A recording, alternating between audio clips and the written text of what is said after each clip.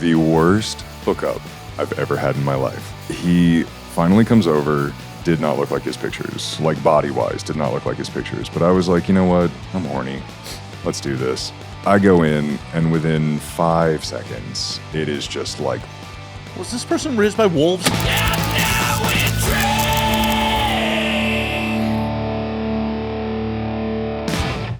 I'm a professional, I swear! I believe it, especially when we get further into that. Well, luckily, I just pressed the buttons. I don't have to press them again. I just have to make sure things don't fuck up in the meantime. Okay. I'll be the one that fucks it up. You just be the professional. Why? Why would I start now? Why would I start now? How's the Angel's Envy, by the way? It's fantastic. I mean, you really can't go wrong with anything. Is this one from Kentucky? Well, sort of. Sort of. So the Angel's Envy brand is from Kentucky? Okay, yeah. It actually says handcrafted and bottled in Louisville. So, yeah. Or, God, I got to say it, Louisville. Well, so they may have changed it because it used to be when they first rolled that shit out. Mm-hmm. Geez, like 10 years ago at this point. There's a massive rye distillery, like a factory rye distillery in southern Indiana.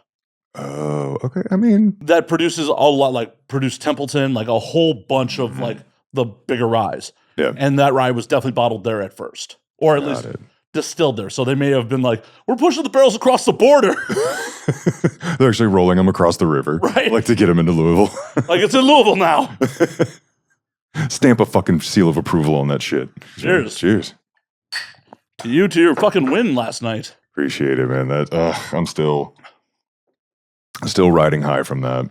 I'm like, and only in my first full year of doing studio porn, I won Performer of the Year, and it's wild.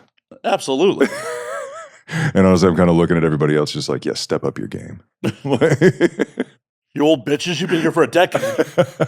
Why is this mine? Yeah. I was kind of hoping we were going to bring it tonight and just put it on the table. I wish, man, but no, so it was just like a stunt trophy that they had to take pictures with. It wasn't our actual trophy.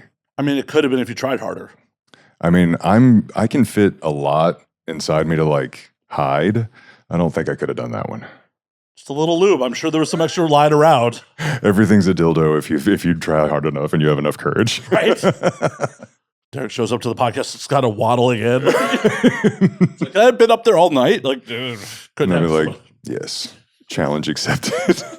Xbiz never invites me back again. I would, though. I definitely would. I mean, I'm going to invite you back anyway, so I'm already having a great time. But, like, that would be a first in the fucking history. Whoop. Well, if the fans want me back, then we're going to try for it.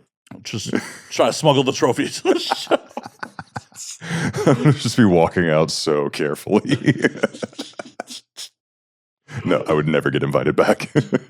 Oh, it's porn. Come on. Yeah, I think a lot worse has happened. But like, you didn't beat the shit out of somebody or sexually assault someone, and those people have gotten invited back before. So, oh, it's fair. That's fair. I always say sometimes I'll be on set and just shit will be going awry, or they'll ask me like, "Would you be willing to do this or this?" And I'm like, I've done a lot worse for a lot less. Like, let's be real here. This is a walk in the park. What sort of stuff are they asking you to do that's like so controversial? Oh man, what was one? I remember a fisting movie that I did. And I had never really fisted before. I don't myself get fisted. I just don't enjoy it. It doesn't feel good. And I remember it was, what was the studio? Oh, Fisting Inferno is the name of the studio. And they were like, would you be willing to like get all the way inside and then just kind of push up against his stomach to like make it do like a windshield wiper thing? And I was like, I've never done that, but we're going to go for it. Like, I've done a lot worse for a lot less, so let's go. I can't imagine that would be great for someone's insides. I think this person just didn't really have them. They just kind of like when they know that something's coming, I think his insides just like clear the way. It's just nothing but cavern on the inside. Why am I not feeling walls? Yeah. What the fuck? Yeah, you're gonna love this. His studio name or his stage name is Max Depth. That is a great name. That's a great for someone that it really enjoys getting fisted. Right? It's like that name just screams power bottom. Oh, it was but big old dick, big ball, like, but definitely just loves getting fisted. Absolutely loves getting fisted. More power to him. Yeah, I mean, he knows what he wants. Right? Knows what he likes. And that's the important part in life. Yeah, he practically made my tattoo disappear. It's like, you're in there much longer. You get a fucking doctor's license for proctology. I mean, it looked great. It looked fantastic. But since I had never done that before, and it was just something I had never experienced, and it was so, raw, I guess you could say. And the thing was, is I felt the wall of muscle on the inside. Yeah, your faces are exactly, and I'm on camera figuring this out for the first time, and I was just like, fuck. I was like, this is really crazy. And when that part of the scene was done, I've never had to do this before, but I was just like, I need a minute. I've got to process what I just did and what I just felt. And so I just kind of walked away, had a moment, and I was like, oh, just add that one to the list. Right? I have, never fisted anyone in my life, so it's I have fairly big hands, and I'm heterosexual, so it's just like most women are not looking to get this put inside them. Like that's fair, but I mean, you never know. Well, no one's ever been like, "Yo, let's do this," and I'm not looking like it's not something that turns me on, so I'm not going to broach the subject. Okay, I got you. It's never been a first date subject. Never, no. I'm generally happy to get a couple fingers in on the first date. Just if you hang around the gays long enough, it's funny because like I've had conversations amongst straight people, and I've had conversations amongst gays. I think a lot of straight people would just really look at us like, what in the fuck are the gays doing? Because we talk about shit that is just otherworldly, and we laugh about it as if it's just, oh yeah, I did that last weekend. I took, 17 loads from, 25 different guys. Like, that's normal conversation. I don't know why that would be surprising. That like, it's imagine like the frat bros are fucking each other. Like the exact same conversation that would be misogynistic and like, unsavory if it was directed towards women. But like, it's two consenting dudes. It's like, oh, game on. Yeah. It's like this is what we do. Yeah. This is just natural. So.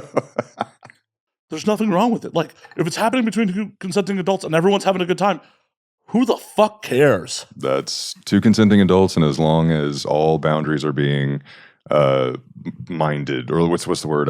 That they're being respected. Right. Yeah. As long as boundaries and limits are being respected, like, more power to them. Right. Who gives a fuck what two people want to do for fun together? We could really go into that. Apparently the United States government at some point. Which I understand. Like, we have human history is just problematic. Yeah, it is.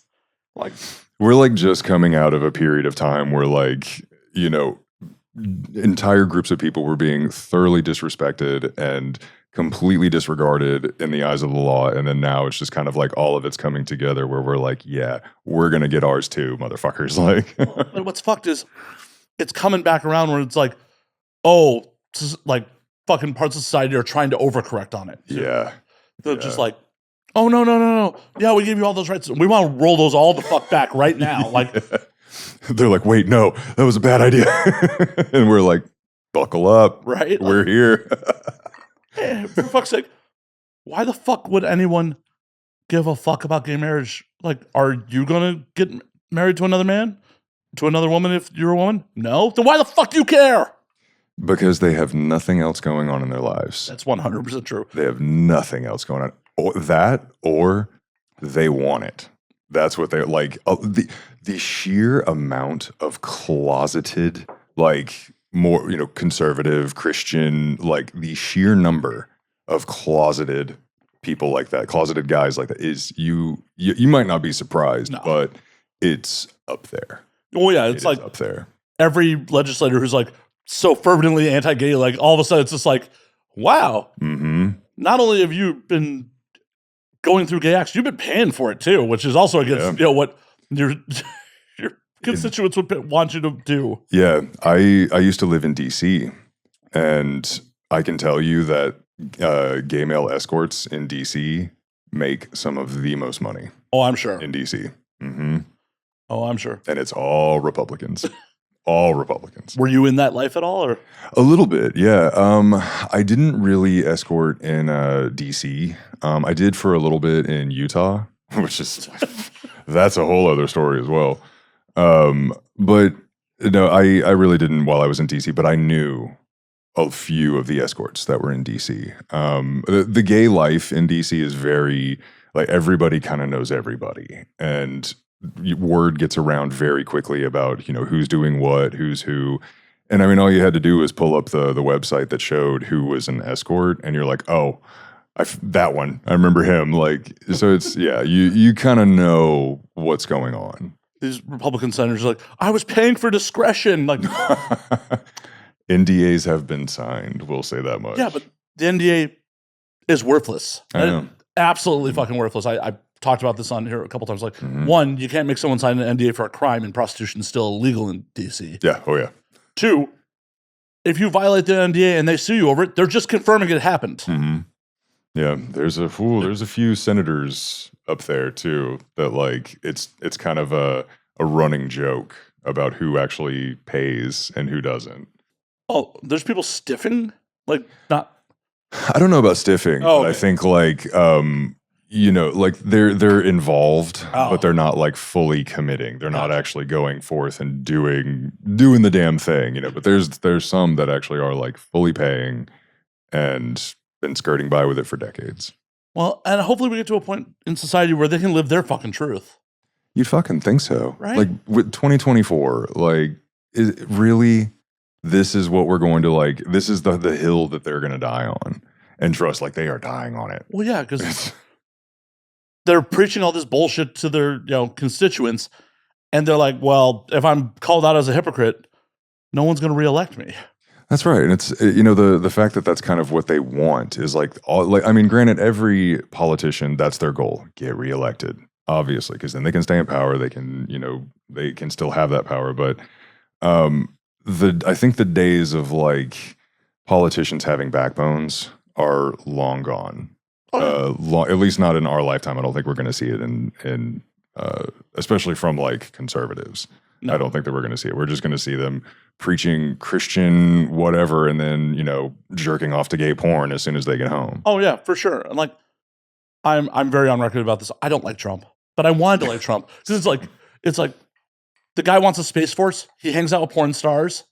Like, he's unhinged. This could be fun. It wasn't. It was not fun. It was not fun at all. It's like, but it was kind of like communism on paper. Like, communism on paper should work just fine. Mm. Everyone gets their needs met. Yeah.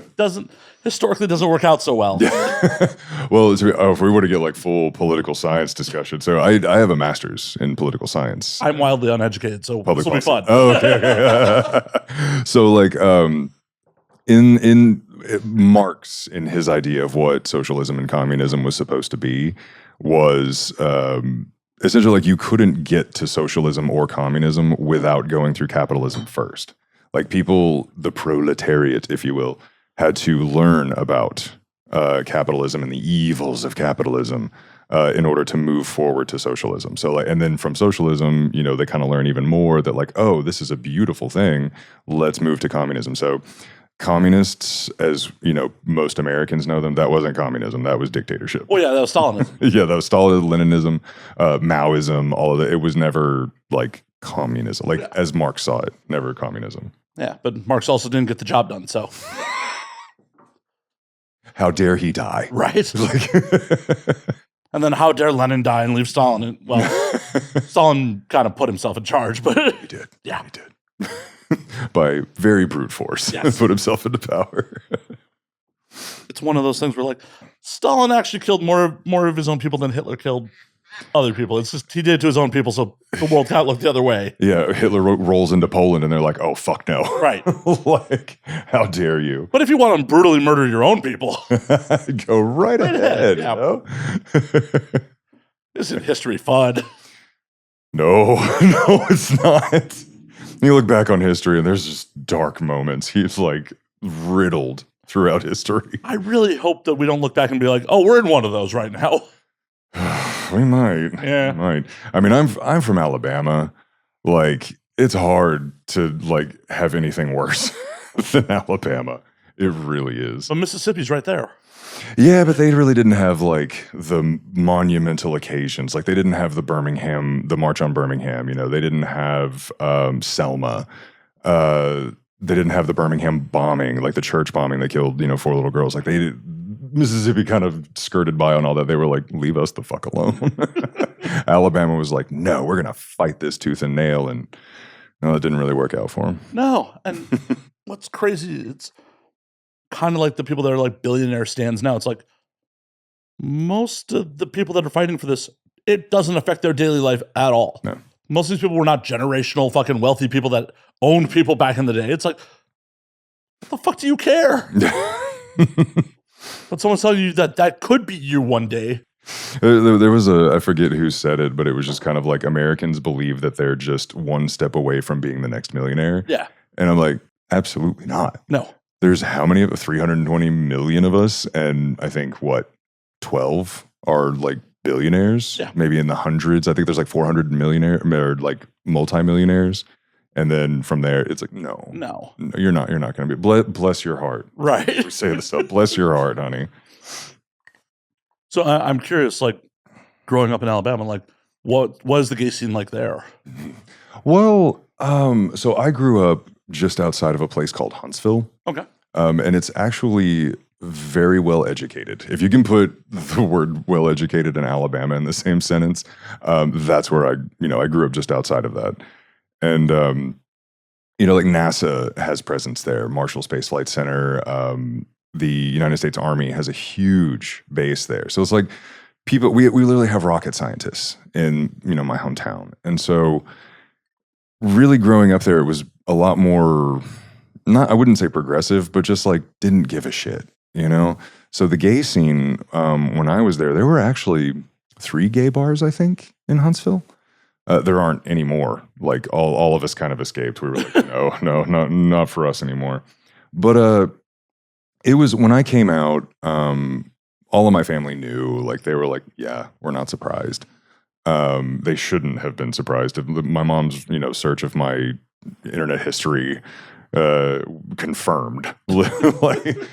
And my whole family was just kind of like, yeah, makes sense. Most of my friends were like, yeah, we figured. So most of the people that I was around, they were just like, yeah, whatever. We don't care. Which, that's neither great nor bad. It's just kind of a cool, go on about your life now. Well, and hopefully as a society, we get to the point where that is a reaction for everybody. It's just like, yeah, cool. Yeah. Just go about your life. Like, and in all reality, it's just, it really does not make a difference anymore. It shouldn't make a difference. Where it's just like, because if anybody makes a big deal out of it, I understand like making a huge deal out of it. They'll be like very supportive because we're still in a time of coming out can be dangerous for people. It can actually be very dangerous for some people. Even in Utah, I believe, has the highest rates of teen suicide because teenagers are coming out and their parents are disowning them because of the Mormon religion.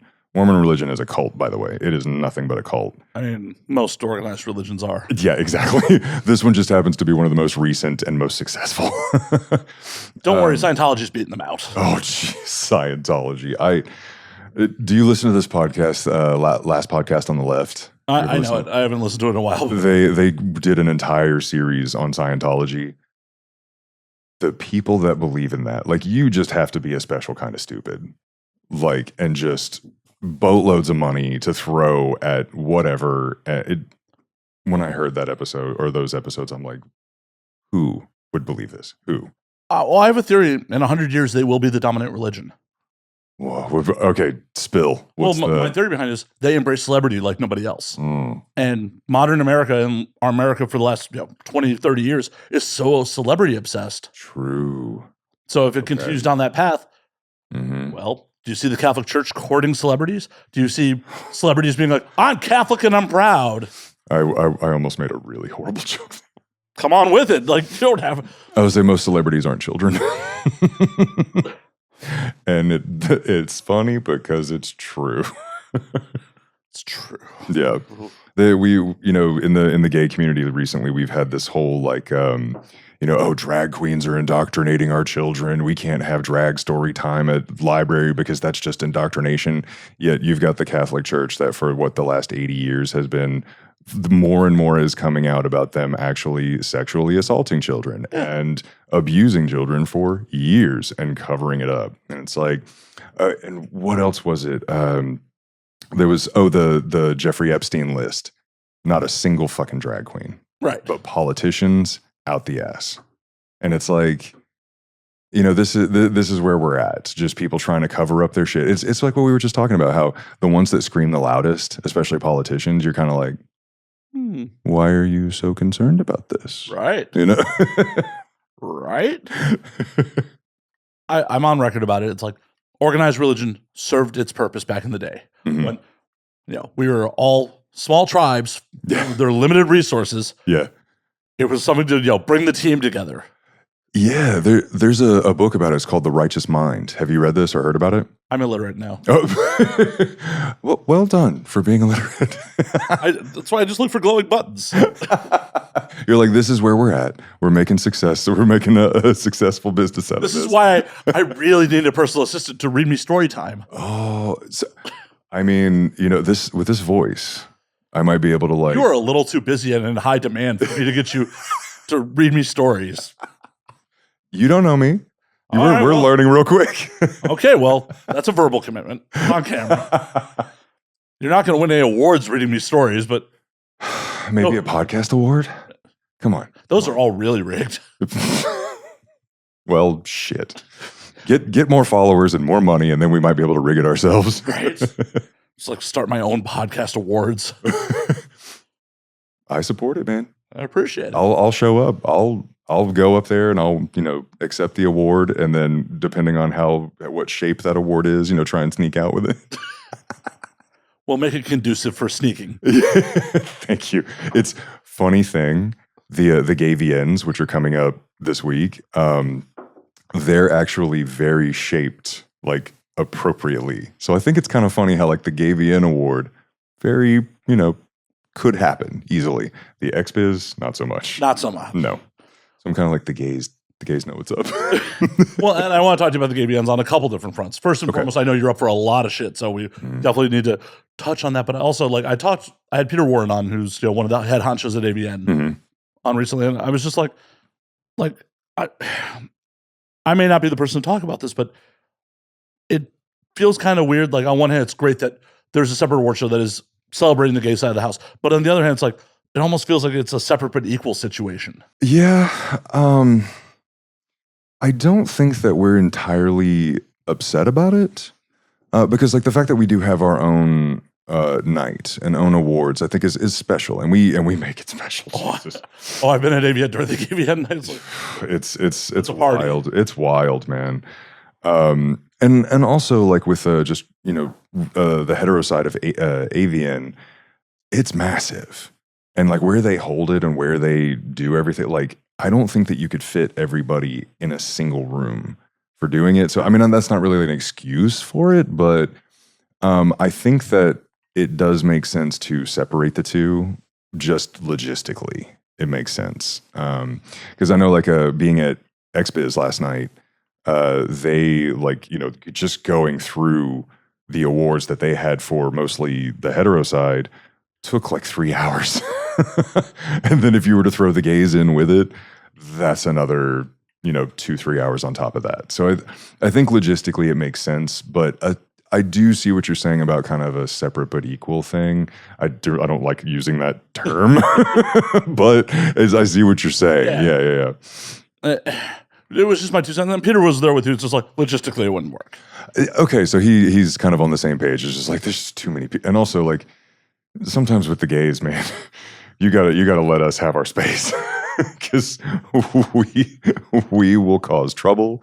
We will just like make everything a party. We will make everything just over the top. Yeah, I don't understand how that sounds like a bad thing. Okay, that's fair. Like, you're not doing a great job of selling me on keeping it separate. Maybe we just have a little less, straight awards on stage. Honestly, and to be fair, this was one of the things that I actually loved about the Xbiz Awards is so I'm trying to work my way, infiltrate, if you will, like the bi, trans, and straight side coming from the gay side. It doesn't happen often, but I feel I have that power within me. So last night at Xbiz, I was able to meet some of the titans of that industry, like directors, producers, studios, and that was for me like very important. It was a very like, I wouldn't say strategic, but just like it was definitely a moment where I was like, this is what I've been wanting to do.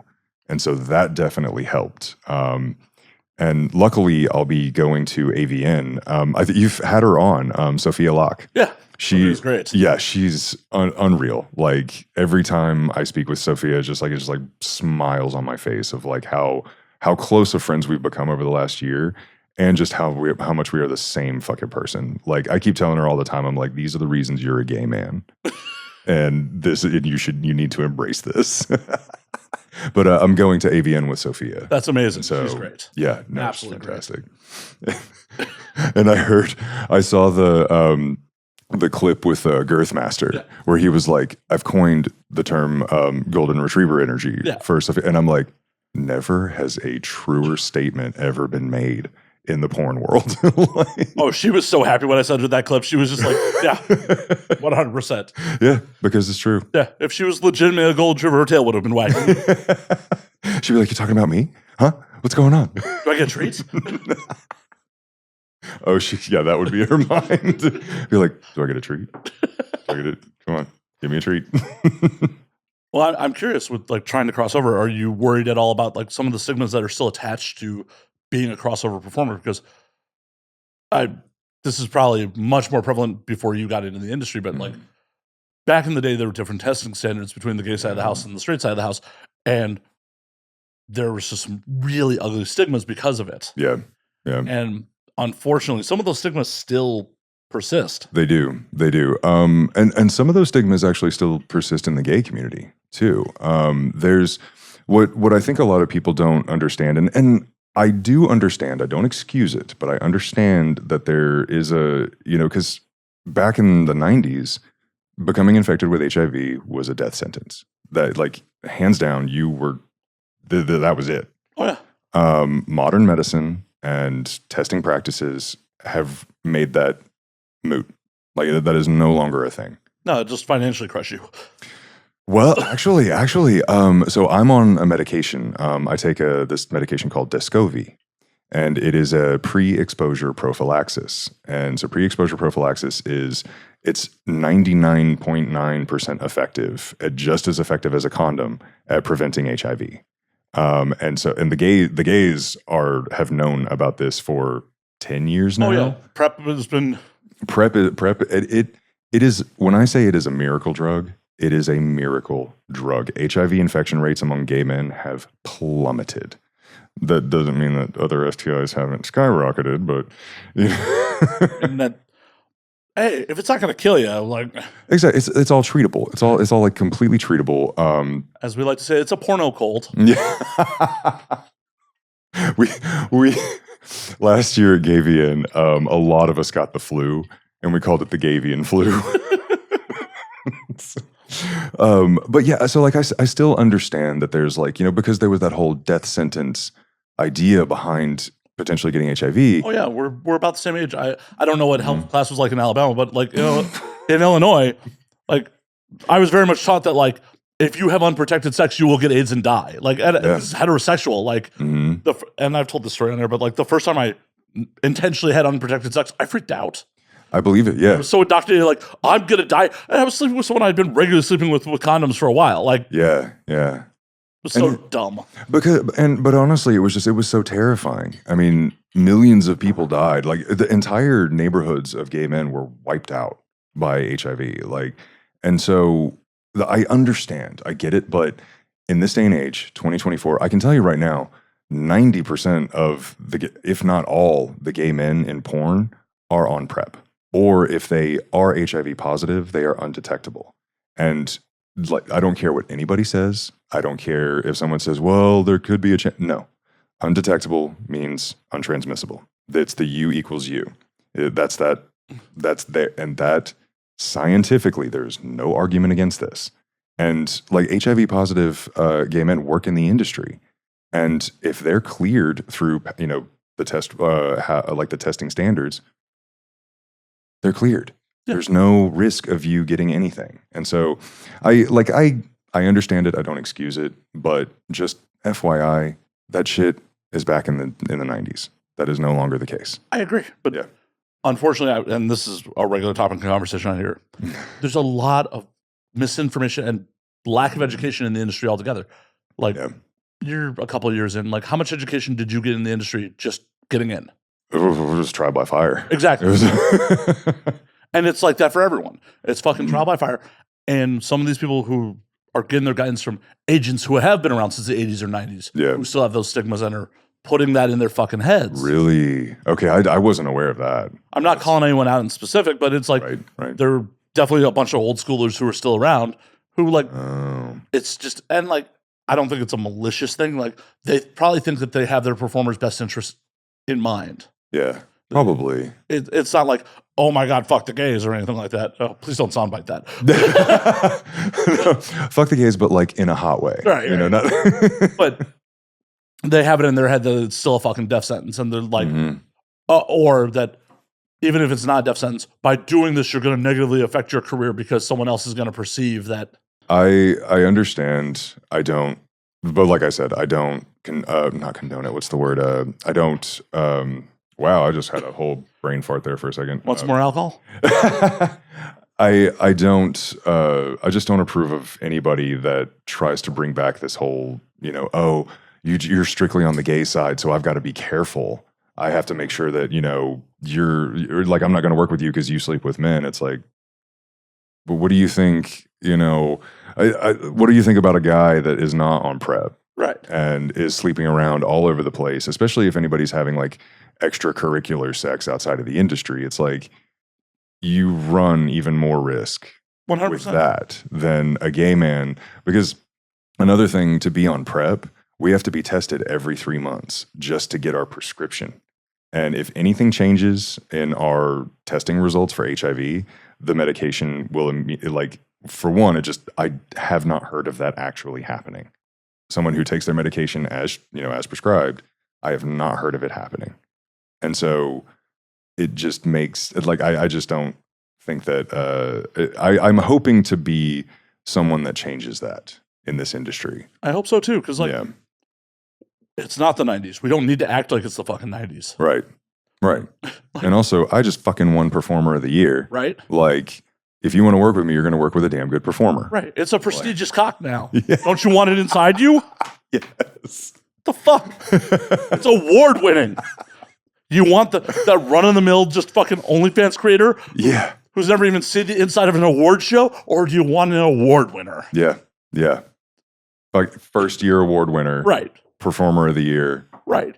Hop on it. Right. Let's go. Reevaluate your life. Yeah. Oh man, no, it was actually really cool though. I met a few of who I would say is the industry's greatest. Like, I met Vanna Bardot last night. I met Queenie. I don't know her last name, but I met Queenie.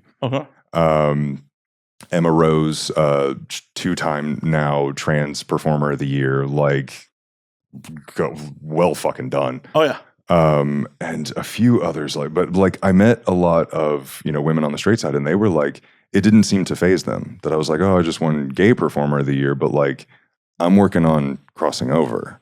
And Queenie was actually really cool about it. She was like, you're my type. She's like, you're a gay man. You're my type. And I was like, oh, I definitely could be your type. And she's like, no, you are. Like, and I think we had a moment there. I was like, oh, I see. Oh. Did y'all go to the bathroom real quick? I'm picking up what you're putting down. No, because they kept, as performers were winning Performer of the Year, they were like, we need you all to stay back here so we can take pictures. So we were just kind of standing there like, fuck. It's a porn award show. You just should have done it in front of everybody. Her dress was very tight. Well, And one wrong move and that thing would have, now that you say it, one wrong move, that thing would have come flying off. perfect. Perfect. Easy access. It also had spikes on it, and I might have been a little worried about that. If you want to come over to the straight side, you're going to have to spill a little blood, apparently. I've done a lot worse for a lot less.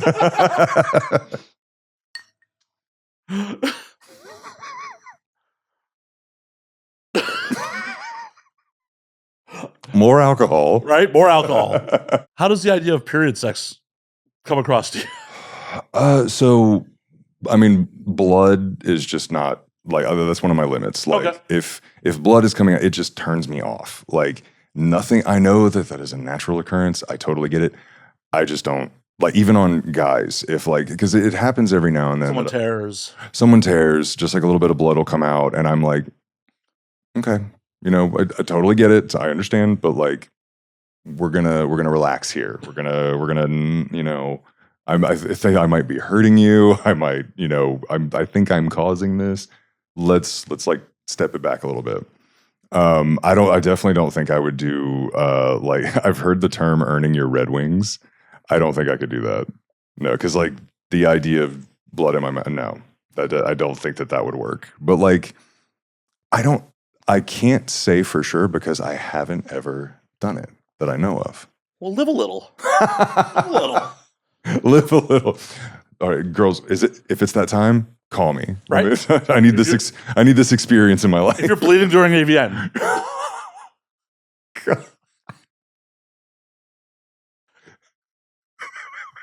I think I just broke Derek. No, I'm just in my head. I just imagined, like, this podcast episode coming out, like, on Friday, people listening to it, and then all of a sudden I have girls walking up to me at AVN being like, it's time. Just handing you a bloody tampon and, like, pulling you off by the hand. Oh, I brought you this gift. I will freely admit I have pulled a tampon out with my teeth before, so. Really? Yeah. Are you like into it? Is there something about it that you're like, all right, well, let's do this? I mean, when it's time to go, it's time to go. And I really admit this. It does feel super fucking manly to be covered from, like, gut to thigh in blood.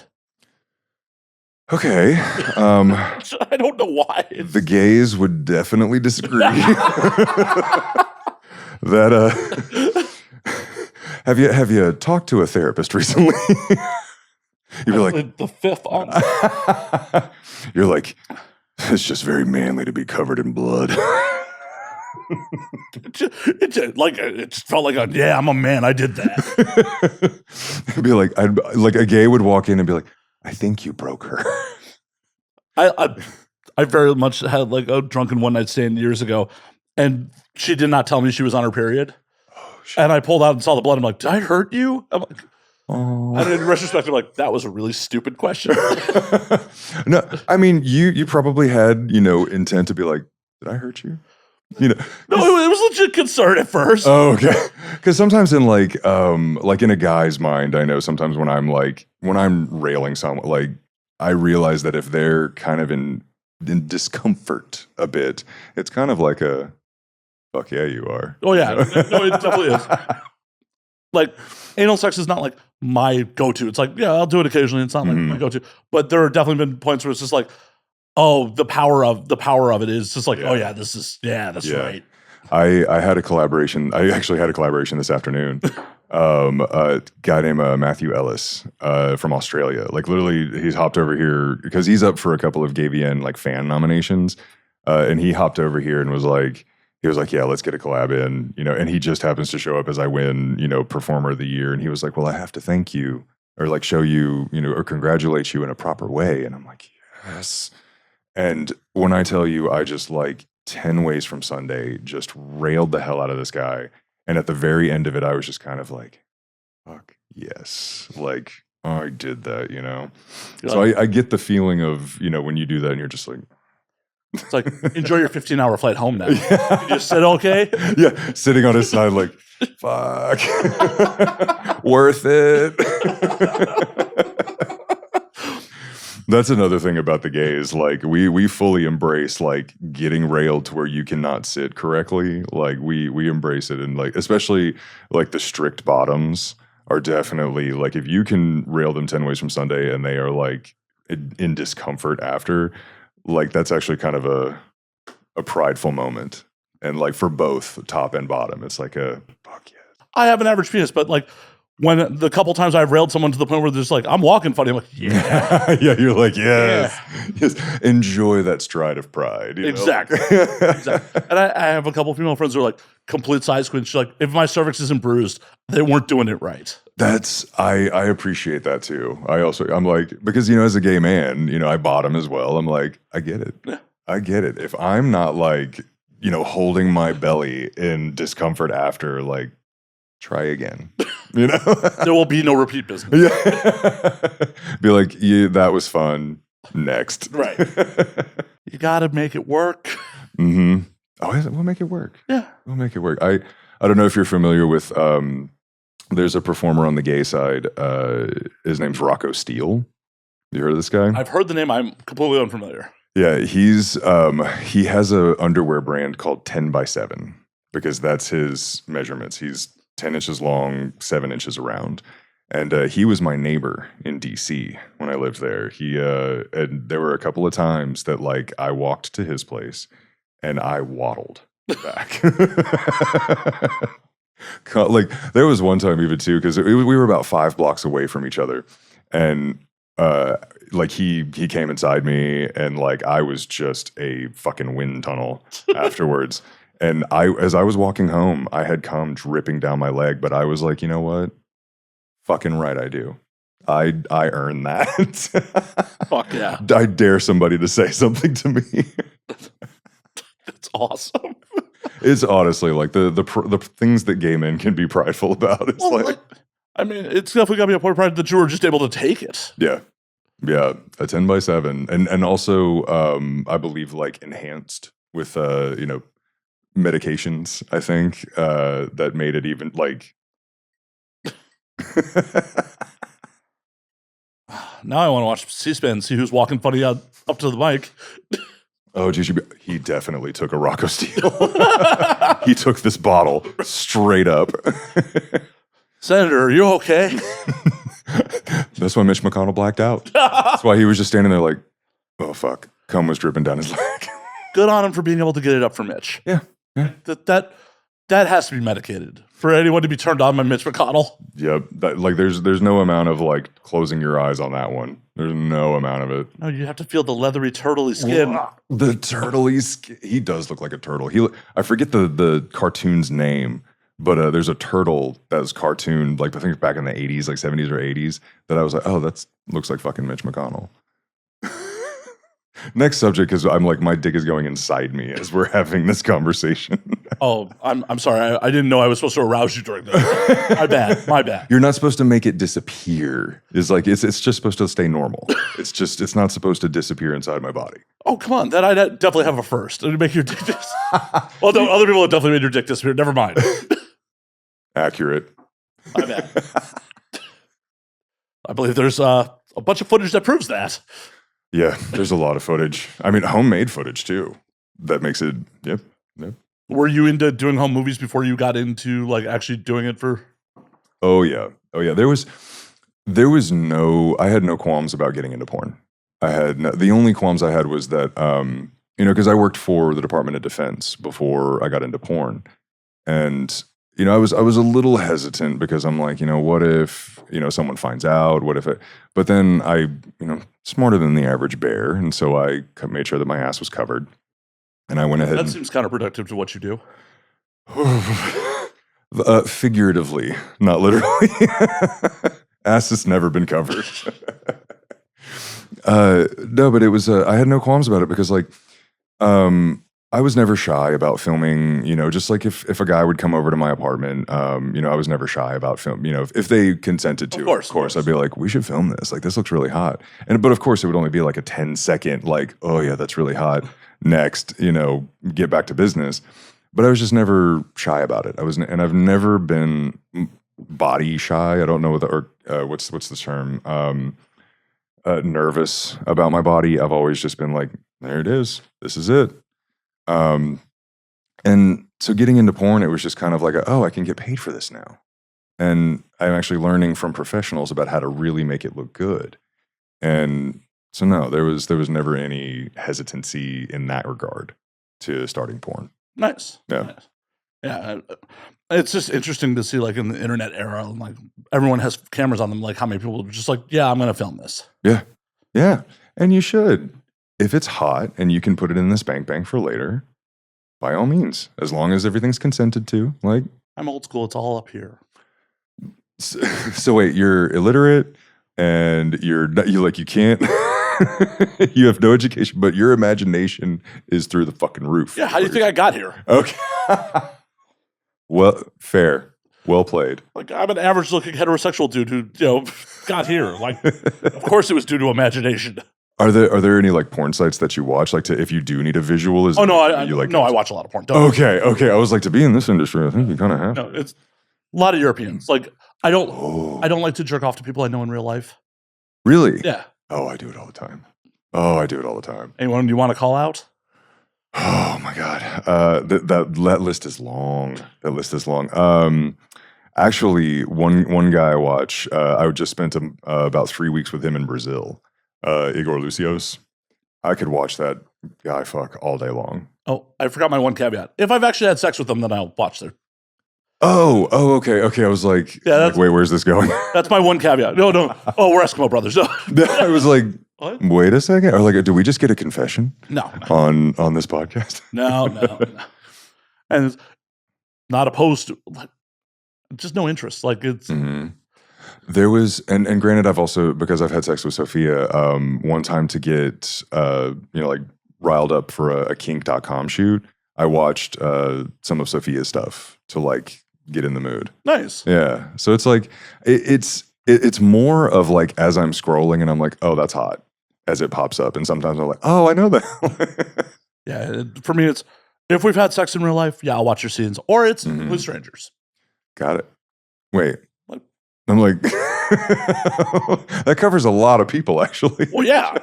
I got to have some variety. Okay. The variety is the spice of life. It is. It absolutely is. Like, who wants to jerk off to the same person all the time? I'm such a smartass. I was going to say conservative Christians. But that's not true, because they jerk off to gay porn all the time. Right. Hell, they jerk off to more porn than anyone else. When Pornhub puts out the numbers every year, the red states always are top viewership. Exactly. True. So no, my statement is incorrect. Yeah. Statement's incorrect. They want more variety than anyone. Because they're stuck in a position where they can't have variety, so they want to see it on porn, and like in every type of porn that they watch. Exactly. Mm-hmm. I mean, that's just got to be such hell, because especially like they're married to someone who actually drinks the Kool-Aid and actually believes what they're fucking they're preaching, and like they can't explore, even if they are heterosexual, just they can't explore their kinks or anything like that with their conservative wife. Nope, they can't. And also like so ever since I moved to Utah, I've learned so much about Mormonism and like what's allowed, what's not allowed. So there's a thing, and this is what I've heard from people that went to BYU, Brigham Young University, that they're like, you're not allowed to penetrate and you're not allowed to like thrust. And so there's a term, I forget exactly what it's called, but like it's where, they'll get like just to the point of almost penetration, and then they'll shake to like, I have to look up the term because I can't think of it off the top of my head, but it's a thing that they do to like not break the code. Send me to hell first. Fucking send me to hell first. Well, it's honestly like, that is what I really feel pity for a lot of the Mormons, is that they don't get to experience that. And honestly, like very conservative Christian people that don't allow themselves to enjoy their humanness, to enjoy the things that like, yeah, when you play with your dick, it feels good for a reason. Right. And like with guys, this is one thing I will die on this hill. With guys, your G-spot is in your ass. A little finger up there and just like a little, like massage.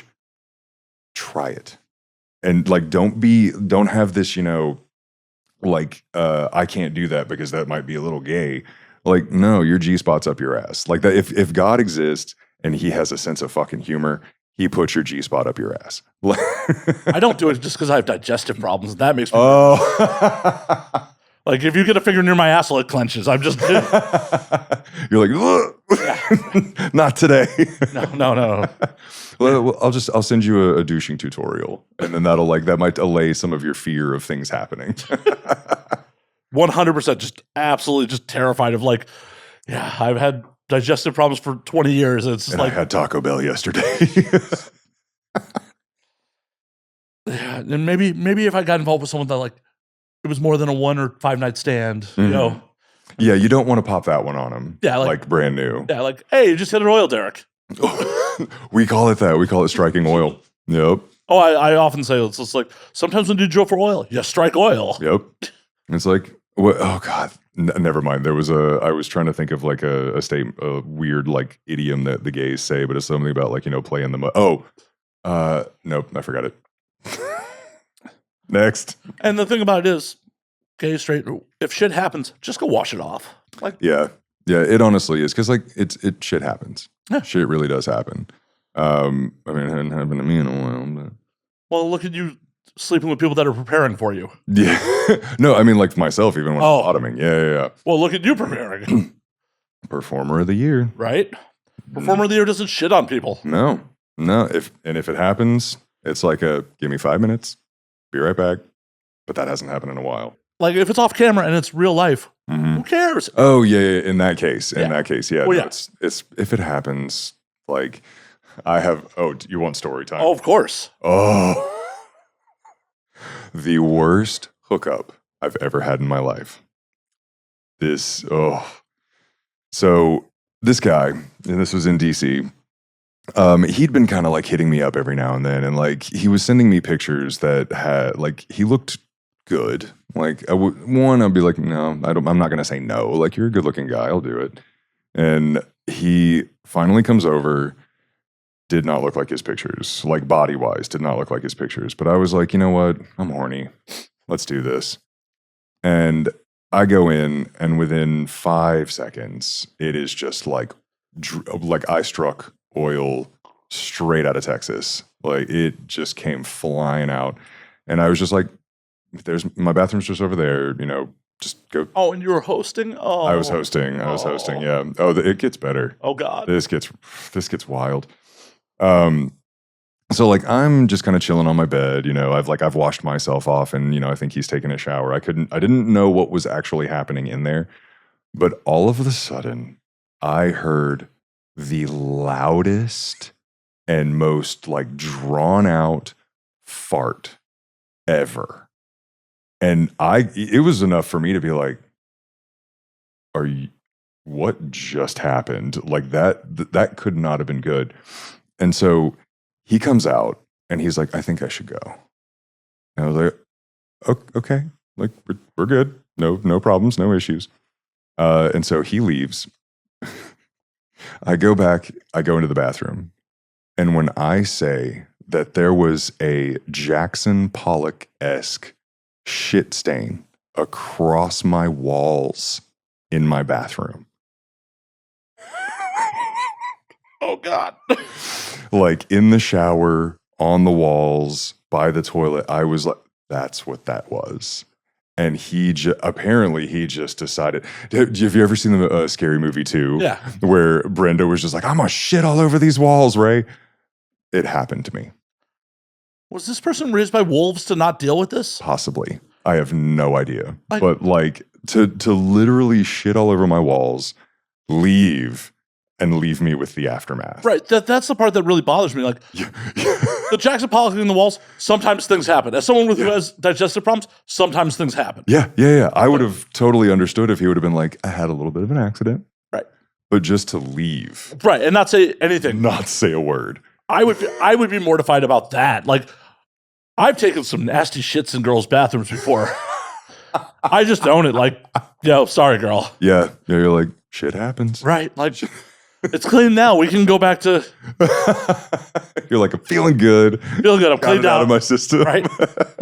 Let's do this. And that's about with mixed results. Oh. Definitely was hanging out with a girl at a place, and it was very much going to be a sure thing until I had to go take a shit, and then. Oh no. like, yeah, I'm feeling tired. I'm like, and it was like, it's one of those, like, when it happens, it fucking happens. You're like, bathroom now. Yeah. Deal.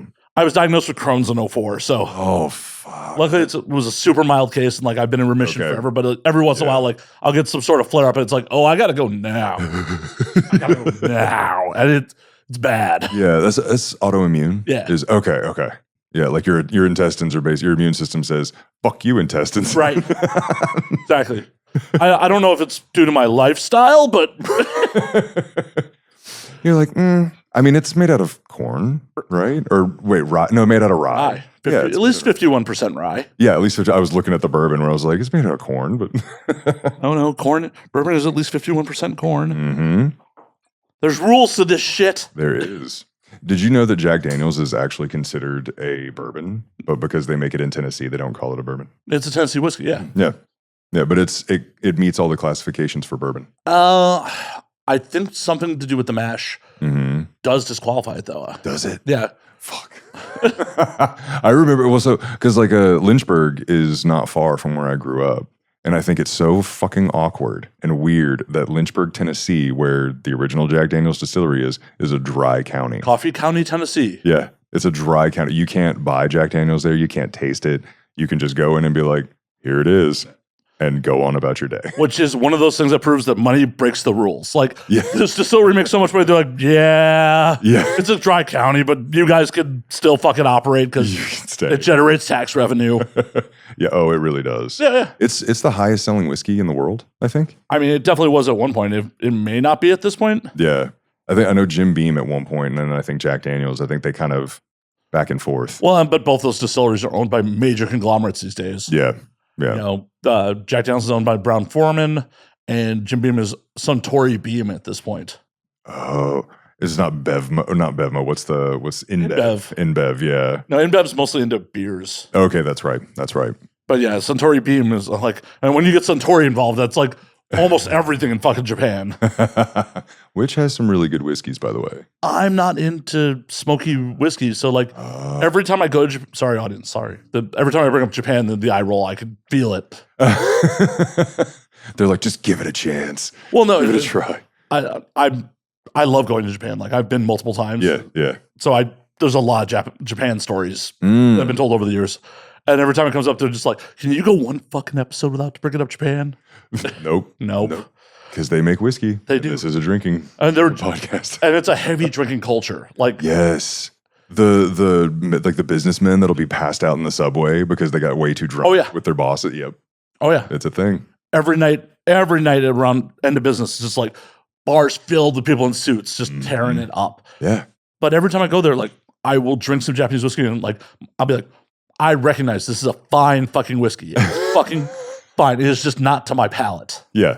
Okay, that's fair. It's kind of like Jack, like I think we were talking about before we started that like Jack Daniels, we've kind of lost our affinity for it. And it's because I think we experienced so much of it that like we're like, no, we're done. And we've upgraded in life. Like we're doing better. Right, exactly. It's like I liked dinosaur nuggets when I was a kid. I mean, I'll still fuck up a dinosaur nugget. Yeah, every once in a while. And I'll fuck up some Jack Daniels every once in a while. Okay, that's fair. But like, if you're like, Matt, would you like this fine filet mignon? Or would you like some dinosaur nuggies? Can I have both? Ideally. And both bacon wrapped. Yeah. Oh, fuck yeah. Well, and this is why I have digestive problems. Yeah. I'm like, and you wonder? No, I don't.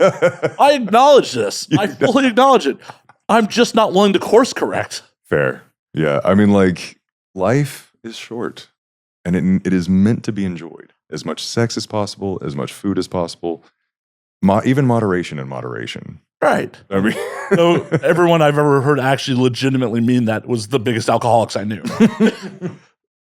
So before I really got into the industry, I was up there with regard to alcoholism. Like, in most of my drinking history, and like I was in a fraternity, I grew up in Alabama. Like alcohol is kind of second nature to a lot of us. Nothing else going on. What's that? Nothing else going on. Nothing else. Exactly. But like even at that point, I got it to where I was like, okay, this is a problem. Like this is actually like this is affecting my daily life. But granted, like my husband had just left me. my work life, working for the Department of Defense was miserable. And I was just like not happy with anything going on. And so alcohol, some people turn to it and I turned to it. That's the thing. It's a socially acceptable drug until it's not. Exactly. You're like, everything is fine until it's not. Right. Fine. And I got to a point where I was not fine. And, but came out of it. And now, like, this is probably the most I've drank since I was in Brazil, which was like Christmas time. So, like 3 weeks. A few weeks, yeah. All of 3 weeks ago. Why you got to call me out like that? I'm a horrible enabler. You want some more? Yeah, I do, actually. Hey, at least I broke up the $100 bottle for you. Dude, I was appreciating it. When we were talking about, the kind of bourbons that we liked, and I was like, I'd really love a Woodford, the Elijah Craig. And I was like, but if really wanted to spend money, I would have gone for Blanton's. Oh, I fucking love Blanton's. Blanton's is good stuff. It really is. My buddy from DC, he just like, I think every time he goes to another state where it's a little cheaper because he lives in DC, he just like stocks up on it.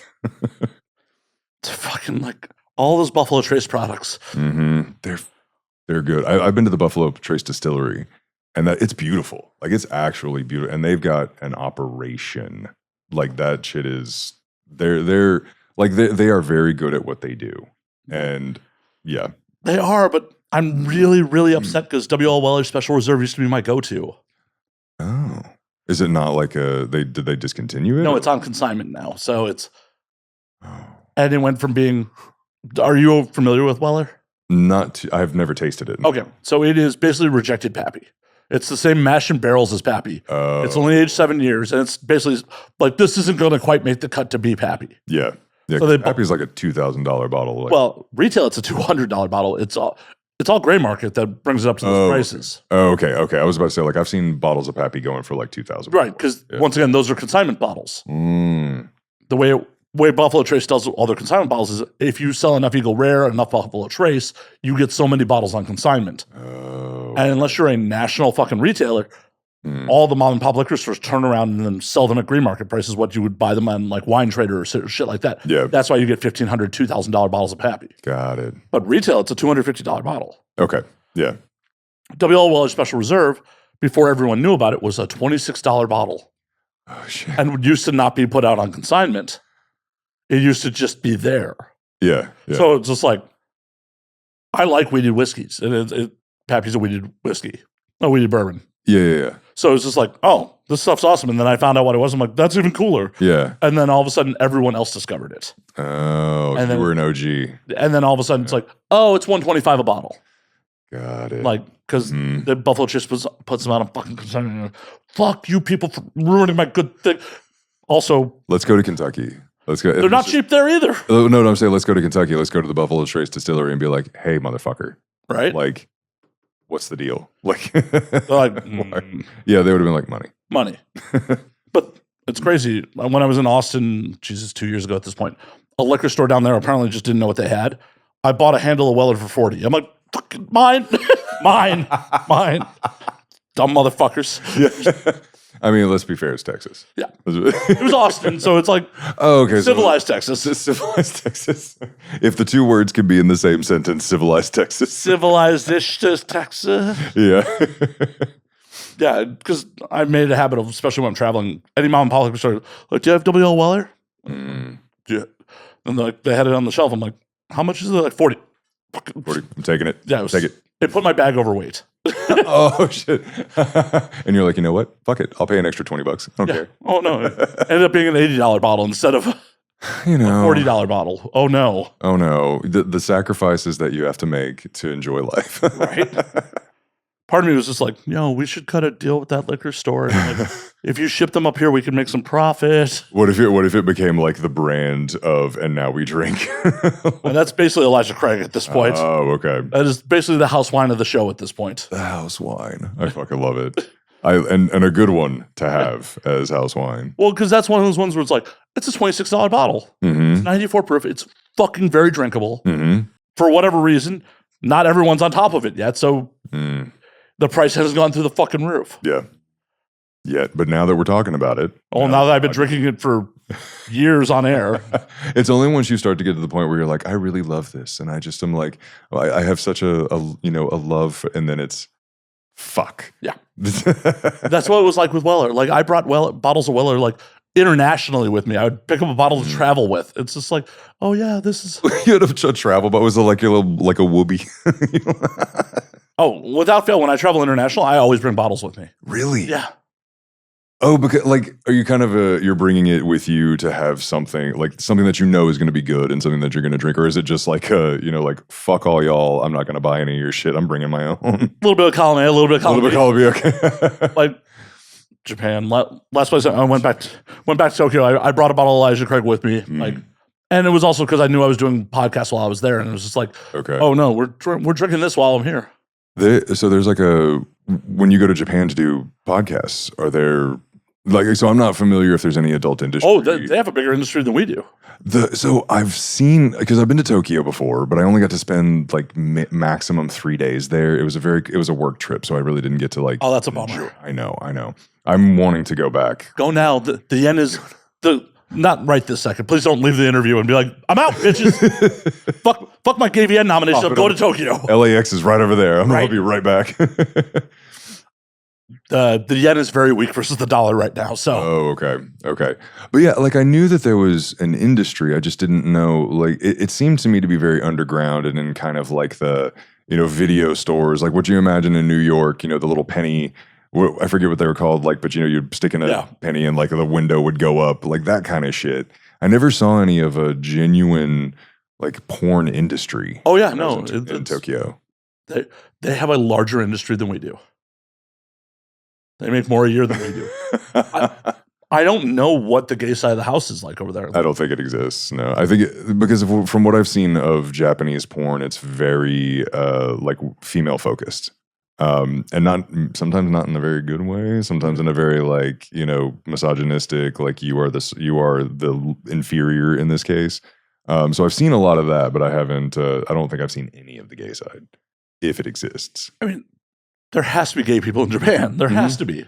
Well, I'm if I'm remembering correctly, so like I've been to Japan, been to Vietnam, and I've been to Thailand, and they have a very different view of sexuality and like homosexuality. They have a very different view. Like Vietnam is kind of like you're a human, and if you have these proclivities, that's you as a human. I think Vietnam is one of the least like religious countries in the world too. Communism. Yeah, the communism. But also like they're more reverent of their ancestors than they are of a god or anything like that. Well, could you believe in God after all that colonialism? No, not the fucking French. Yeah, no. The French, then us coming through and supporting military juntas and. Oh, geez, man. Oh, we're gonna get onto that one. Like, I wouldn't believe in God. Well, I mean, I don't believe in God now, but I really wouldn't believe in God then. Yeah. Like. Oh, my village just got bombed for no reason with fucking napalm. Why would God let this happen? Why would you believe it? Yeah, honestly, it's but if you ever get a chance to go to Vietnam, oh no, it's on my list. Like, yeah, I want to go to both Ho Chi Minh City and Hanoi. I want to do both north and south. Explore even like the middle of the country too, like Hue and Hoi An. Beautiful places to be. It's just FYI, if you don't like heat and humidity at its peak every day, it's tough. Because you're in the fucking jungle, like you're in the rainforest jungle, and it's worth it for the experience. It is. At the end of the day, it's like I'm going to be there for a handful of days. I can suffer through almost anything for a handful of days. Yeah, I actually loved it.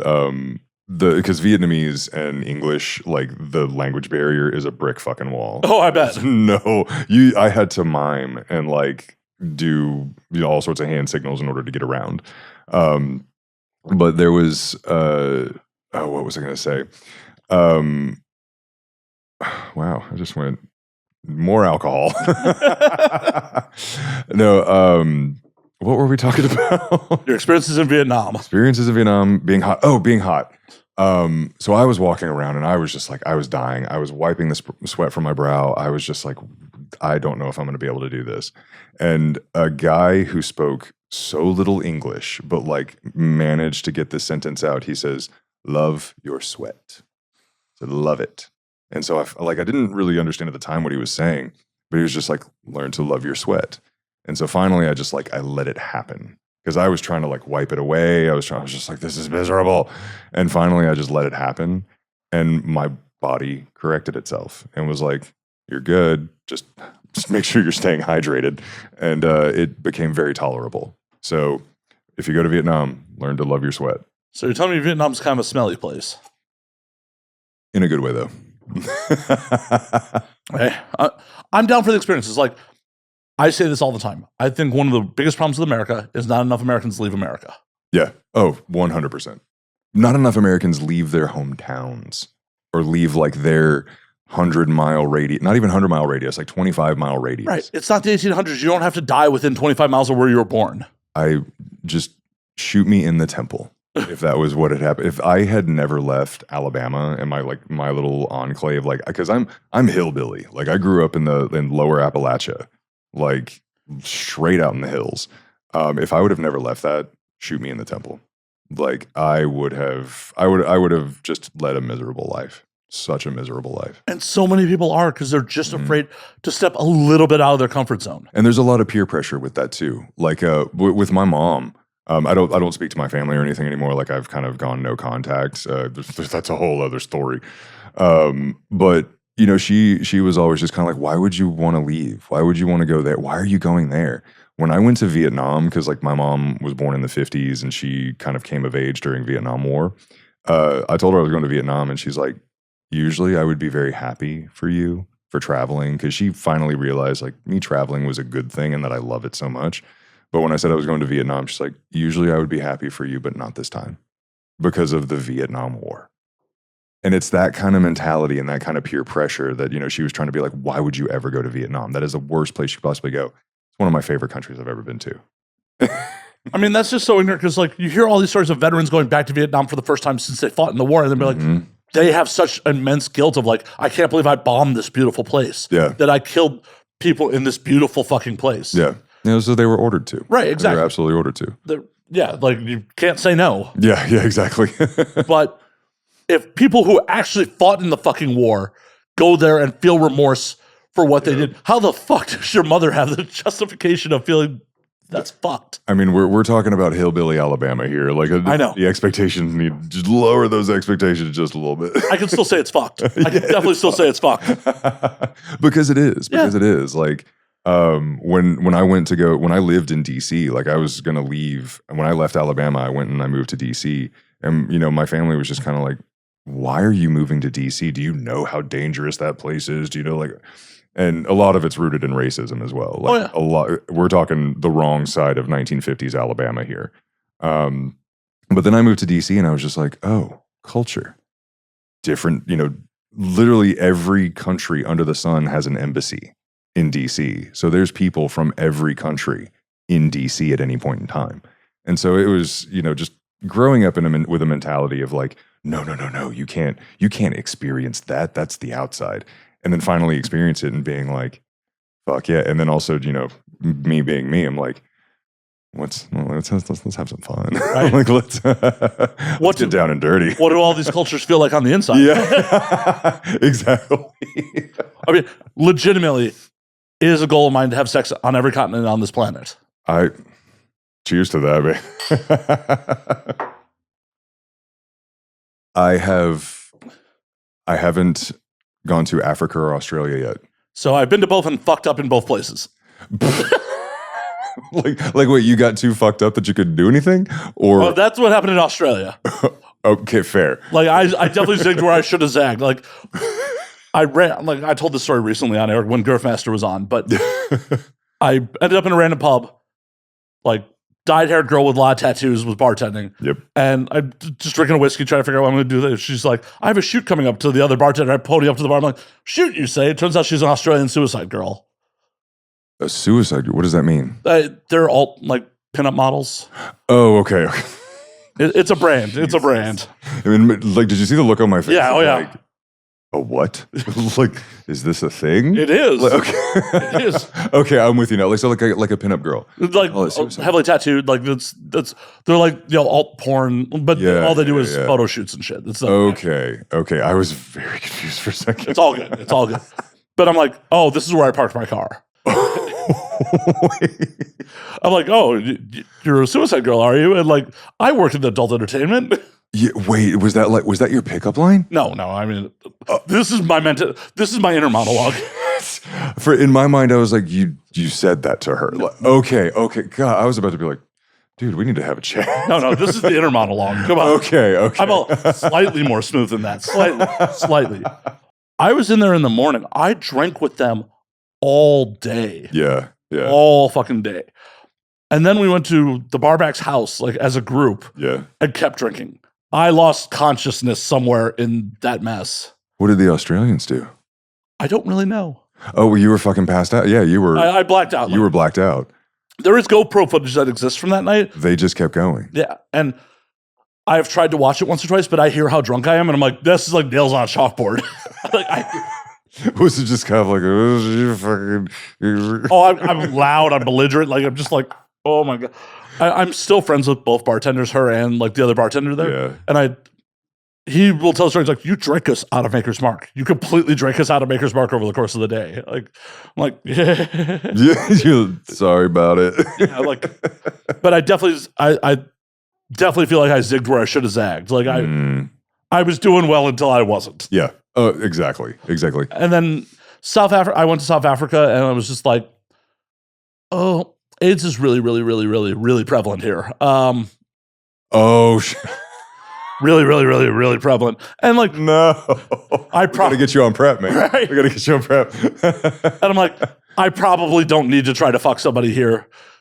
Yeah, so I've heard, like I know that parts of that world, that part of the world has higher rates, but I'm not aware. Is it like with women, like straight women as well, or is it? I don't really know. I don't really know. It was like the only opportunities to me that present themselves were really sketchy, and I'm just like, oh, okay. You're like, an autopilot kicked on where you're like, no, I don't think I want to do this. Yeah, like, well, and yeah, it was just like, this seems a little sketchy. And then like one of the nights walking back to my hotel, like got propositioned by a streetwalker, and I'm like, this is how I die here. I'm good. Like, you're like, I've seen this movie before. Well, beautiful, beautiful African woman walks in and like wearing like a leopard print bodysuit, and I'm drunk. Maybe it was a drag queen.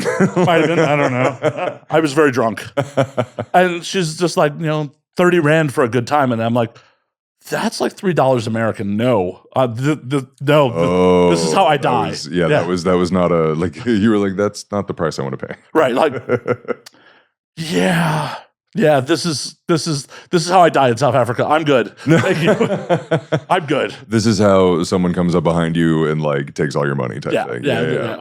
It's I've never been in a situation like that, but I imagine that that's a thing you have to be like cognizant of when you're in certain parts of the world where you're like, you have to kind of look around you being like, is this for real? Like, is this, because there was one time I was in Barcelona with, this was back when I was with my ex-fiance, and we kind of like, we had started to explore, we had started to kind of add a little spice to the relationship. And so like, there was this guy in Barcelona, and like, he was attractive. He was very attractive. And he kind of was like signaling to us to come and like see him, and we were like, well, let's see what's going on.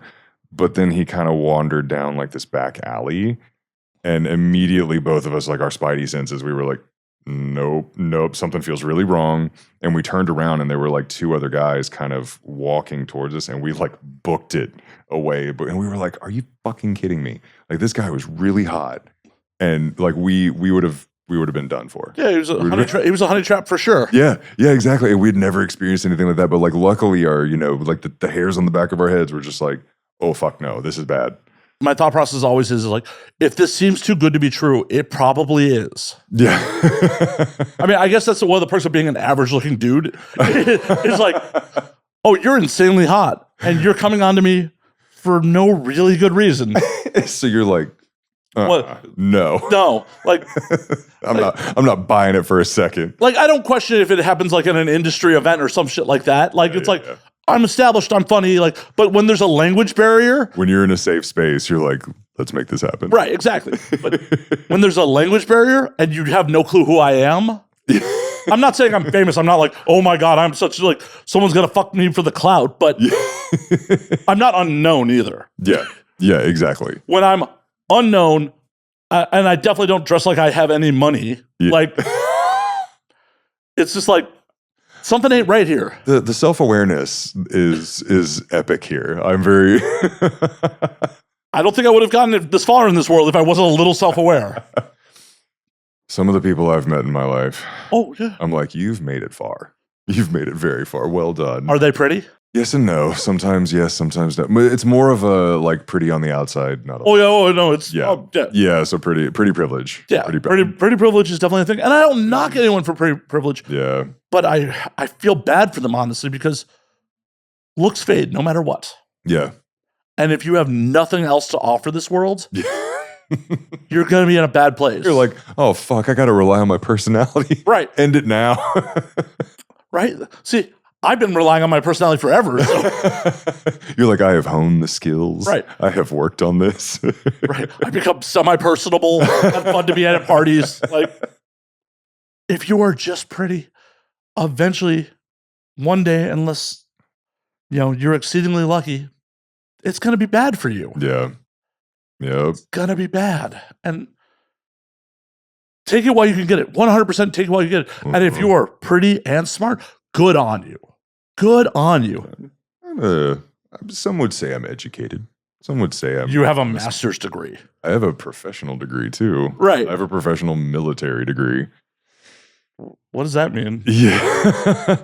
So the Air Force. So I worked for the Department of the Army first, and then I worked for the Department of the Air Force after.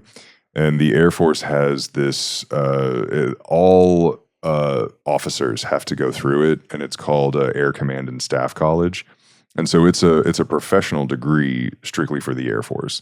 And so I graduated from the Air Command and Staff College. So were you an officer in the Air Force? No. I was just civilian. Okay. But they still made you go through the military college. No, it was actually like if you wanted to advance your career, which like I could not be stagnant, and I can't be stagnant in anything. And so they were like, if you want to move forward in your career, this checks a box, and you have to check that box. And so I was like, okay. Yay, bureaucracy. Yeah, exactly. And so I went and I did it, and like it was, some of it was difficult, some of it wasn't. But for the most part, it was mostly just tedious, like very tedious. I learned that I have the patience of Job going through that course, being like, okay, as long as I can just push through this and get to the other side, I'll get the degree. And you look like you wanted to say something. Oh, I was just going to be like, why are you bringing up the Bible? Oh, shit. No, that takes a sheer amount of just like obliviousness to be able to be like, oh, I haven't educated. Although, no, like Martin Luther King had a theology degree. And I think that one was. I don't think purely education is a sign of intelligence. Oh, definitely not. Definitely. An education shows that you can sit down and shut up. Yeah. For a number of years. And that you are now sinking in student loan debt. Right. Being able to apply that knowledge is a sign of intelligence. Yeah. Yeah. Critical thinking skills. Right. Yeah. Like having that spicy sense to not get jumped in Barcelona will take you much further than any fucking degree ever would. Yeah. Okay, maybe it was a little bit of the degree that maybe like critical thinking kicked in and was like, this is not it. This is not the moment. Oh, I didn't realize they covered getting rolled in alleys in military school. I should look into that curriculum. Maybe they should. Honestly, life skills. I still never learned how to do my fucking taxes whenever I went into college. And I have a finance and economics degree, and we still didn't learn how to file our fucking taxes. Well, of course not. The government makes more money in fines. Don't tell me that. I gotta file my taxes soon. I'm a fucking entrepreneur. I gotta fucking file my city taxes. I gotta file my state and my U.S. Oh shit. City of Los Angeles wants theirs too. Oh yeah. Oh yeah. City of Los Angeles. Okay. Yeah. I mean, best of luck. Oh, they're easy. They're like until the point where you're making over $300,000 as a creative, the city of Los Angeles gives you a waiver. Oh, okay. Okay, that's actually really good. Yeah. Oh. It's up to 100,000 as a small business, up to 300,000 if you're in a creative industry. Oh, okay. And we're creative industry. Yeah. Wonder if I've passed through. That'd be a pretty fucking cool day. Well, you definitely, the city will come after you with massive fines. Like, even if you have to file it, even if you haven't passed that threshold, you just have to file it and say, I have not passed through 100,000. Oh, okay. Yeah, I mean, it makes sense. Because they will come after you like you have. I mean, yeah, you definitely don't want to mess with any like tax people, because whenever that happens, it's like they are relentless. Yeah, because they're like, they're like sharks. They're like, there's blood in the water. Fucking file. Have you seen that movie, Everything Everywhere All at Once? Yeah. You know, the Jamie Lee Curtis said, she was like, I see all of this and it's not looking good. Not looking good. Honestly, back to the education front. Yeah. It really should be teaching more like common sense, like world skills. Yeah. Like, I don't have children. I'm never going to have children. I don't know what's on the current curriculum. Cheers to that. I had my vasectomy. I'm good. I've been looking into getting one of those. Pretty painless. Yeah? Even like the healing period and everything. I mean, it was uncomfortable. It wasn't like excruciating pain. I mean, I'm kind of into some CBT, so like maybe this will be a moment where I'll just like really I'll be like, fuck yeah, vasectomy. But the procedure itself, in and out in under 10 minutes. Really? Yeah. Okay, cool. Like, if you want to watch it happen, I filmed it for YouTube. You did? Yeah. Wait, because it was educational. So well, I kept it from the chest up, so it's just me mugging to the camera while it's happening. Oh, okay. I was wondering, I'm like, no. In full view? Over a decade in this industry, I've kept my dick off the internet. That wasn't where I was going to start. My flaccid penis being manipulated by some doctor. That would be. I imagine there's a market for it. There is, but not on YouTube. Not on YouTube. Stranger things have happened. Okay, not a very good monetization route. Okay, there we go. Make it about the money. It's always about the money. It's show business. Do you think I'd just do this for the funsies? Maybe a little bit. I mean, a little bit. I enjoy this. Don't get me wrong. But it is not just for the funsies. I was about to say, like, you get to have some of the most, like, beautiful and probably interesting people coming in here and doing this. So, like, there's got to be a little bit. Oh, no, I enjoy this. I've said this multiple times. I love podcasting in its current form. Yeah. It is the last Wild West medium. Yeah. Okay. Yeah. Because even with fucking porn, because of the billing situation, you are restricted on what you could create. Legitimately, I understand that, but yet again, I don't excuse it, because it's like we're in 2024. The level of education that should be happening among people, especially our age, it should be like people should seek that information out. People should be able to learn. And, if they're interested in it and want to see it, like, learn from it. If you keep it from them and you don't, like, you try and hide it, that makes it 10 times worse. And they're going to find it. Like, They are absolutely going to find it. And if they do find it, they should be able to find it in a very, I don't like the word well-regulated, but just kind of like a safer environment. Right. An environment where, like, people aren't being exploited to make it. Key. Right. Key. That's so I've done a lot of BDSM stuff, like scenes. I've done a lot for kink men, and I started getting into kink.com as well as I infiltrate, the straight side. But like, I hadn't experienced a lot of BDSM prior to getting into the porn industry. And I can honestly say I am very grateful, especially to Kinkman, Micah Martinez. I'm going to give Micah a shout out. Give him a shout out. He has always provided such a safe environment and very like consensual. And I mean, granted, his twisted imagination, he would be like, "What do you think of this?" And I'd be like, "Let's try it. Like, let's see how it works." One of them was like a cattle prod to the side of my body, like, but like, it provided an environment to be like, this is what's going to happen.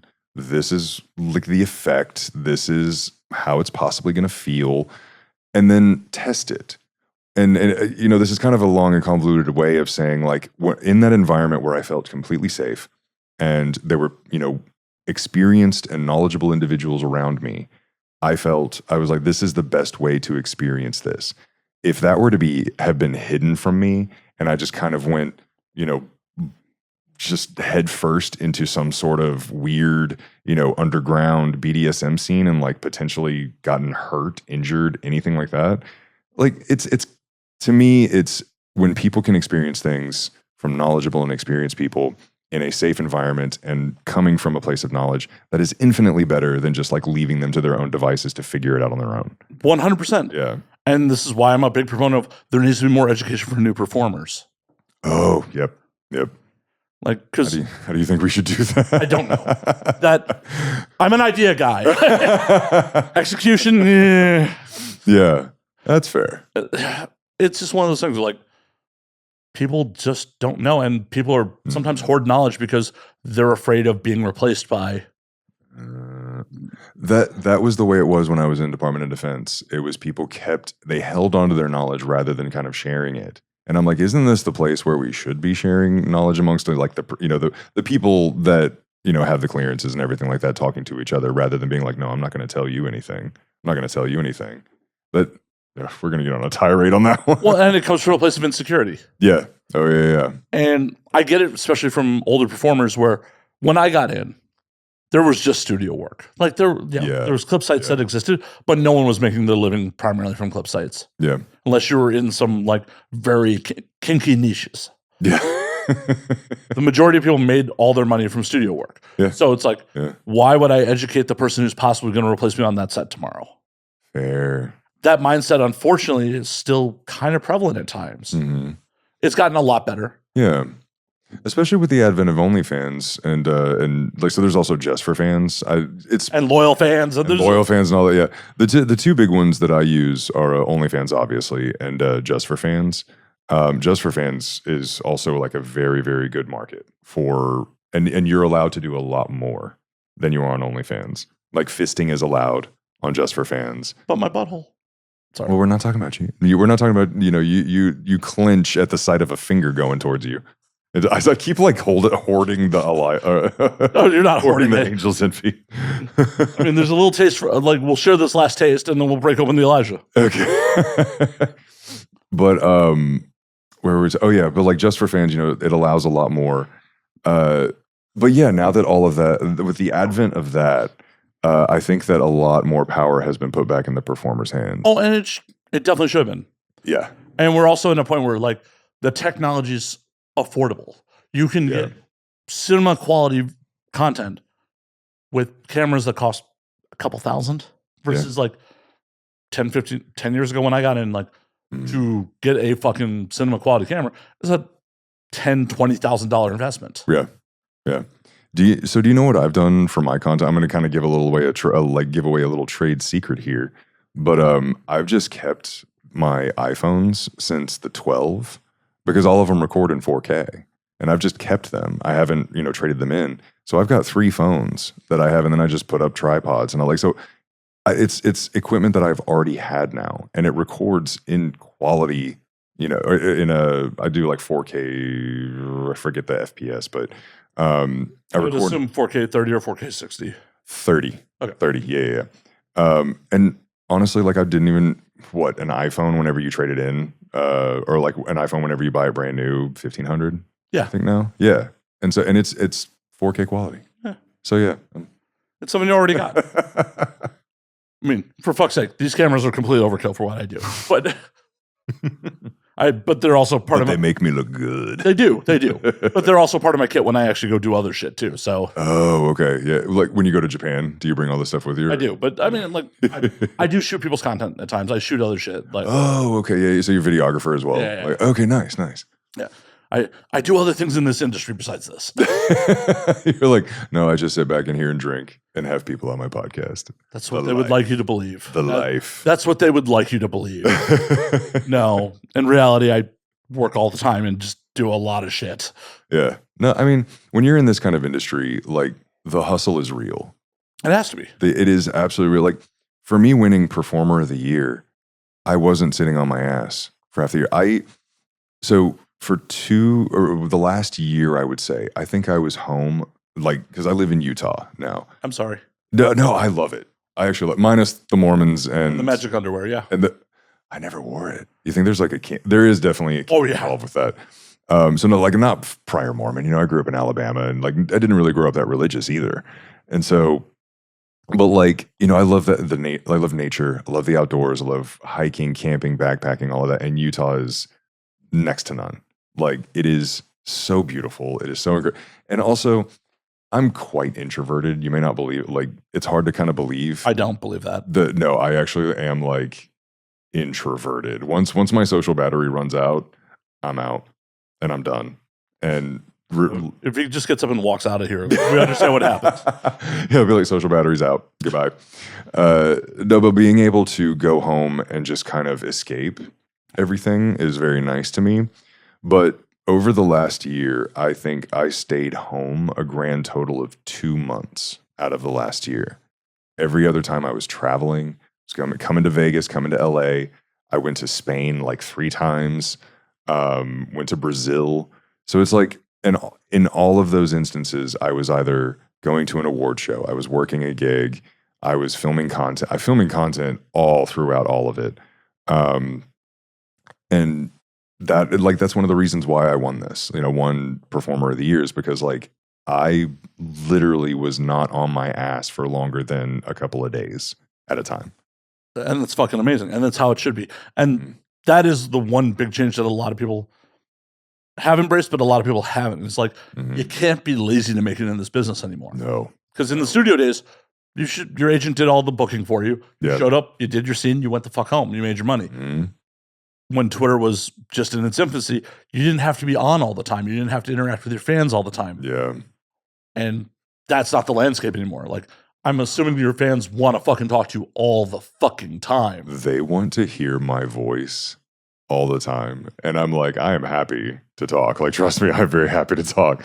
But yeah, no, you're exactly right. The fan interaction is the name of the game now, because they have such access and such ease, especially with OnlyFans and Just for Fans. Like, they literally have access to you now, unless you pay somebody to like answer messages for you, which I'm like, I think that's a mistake.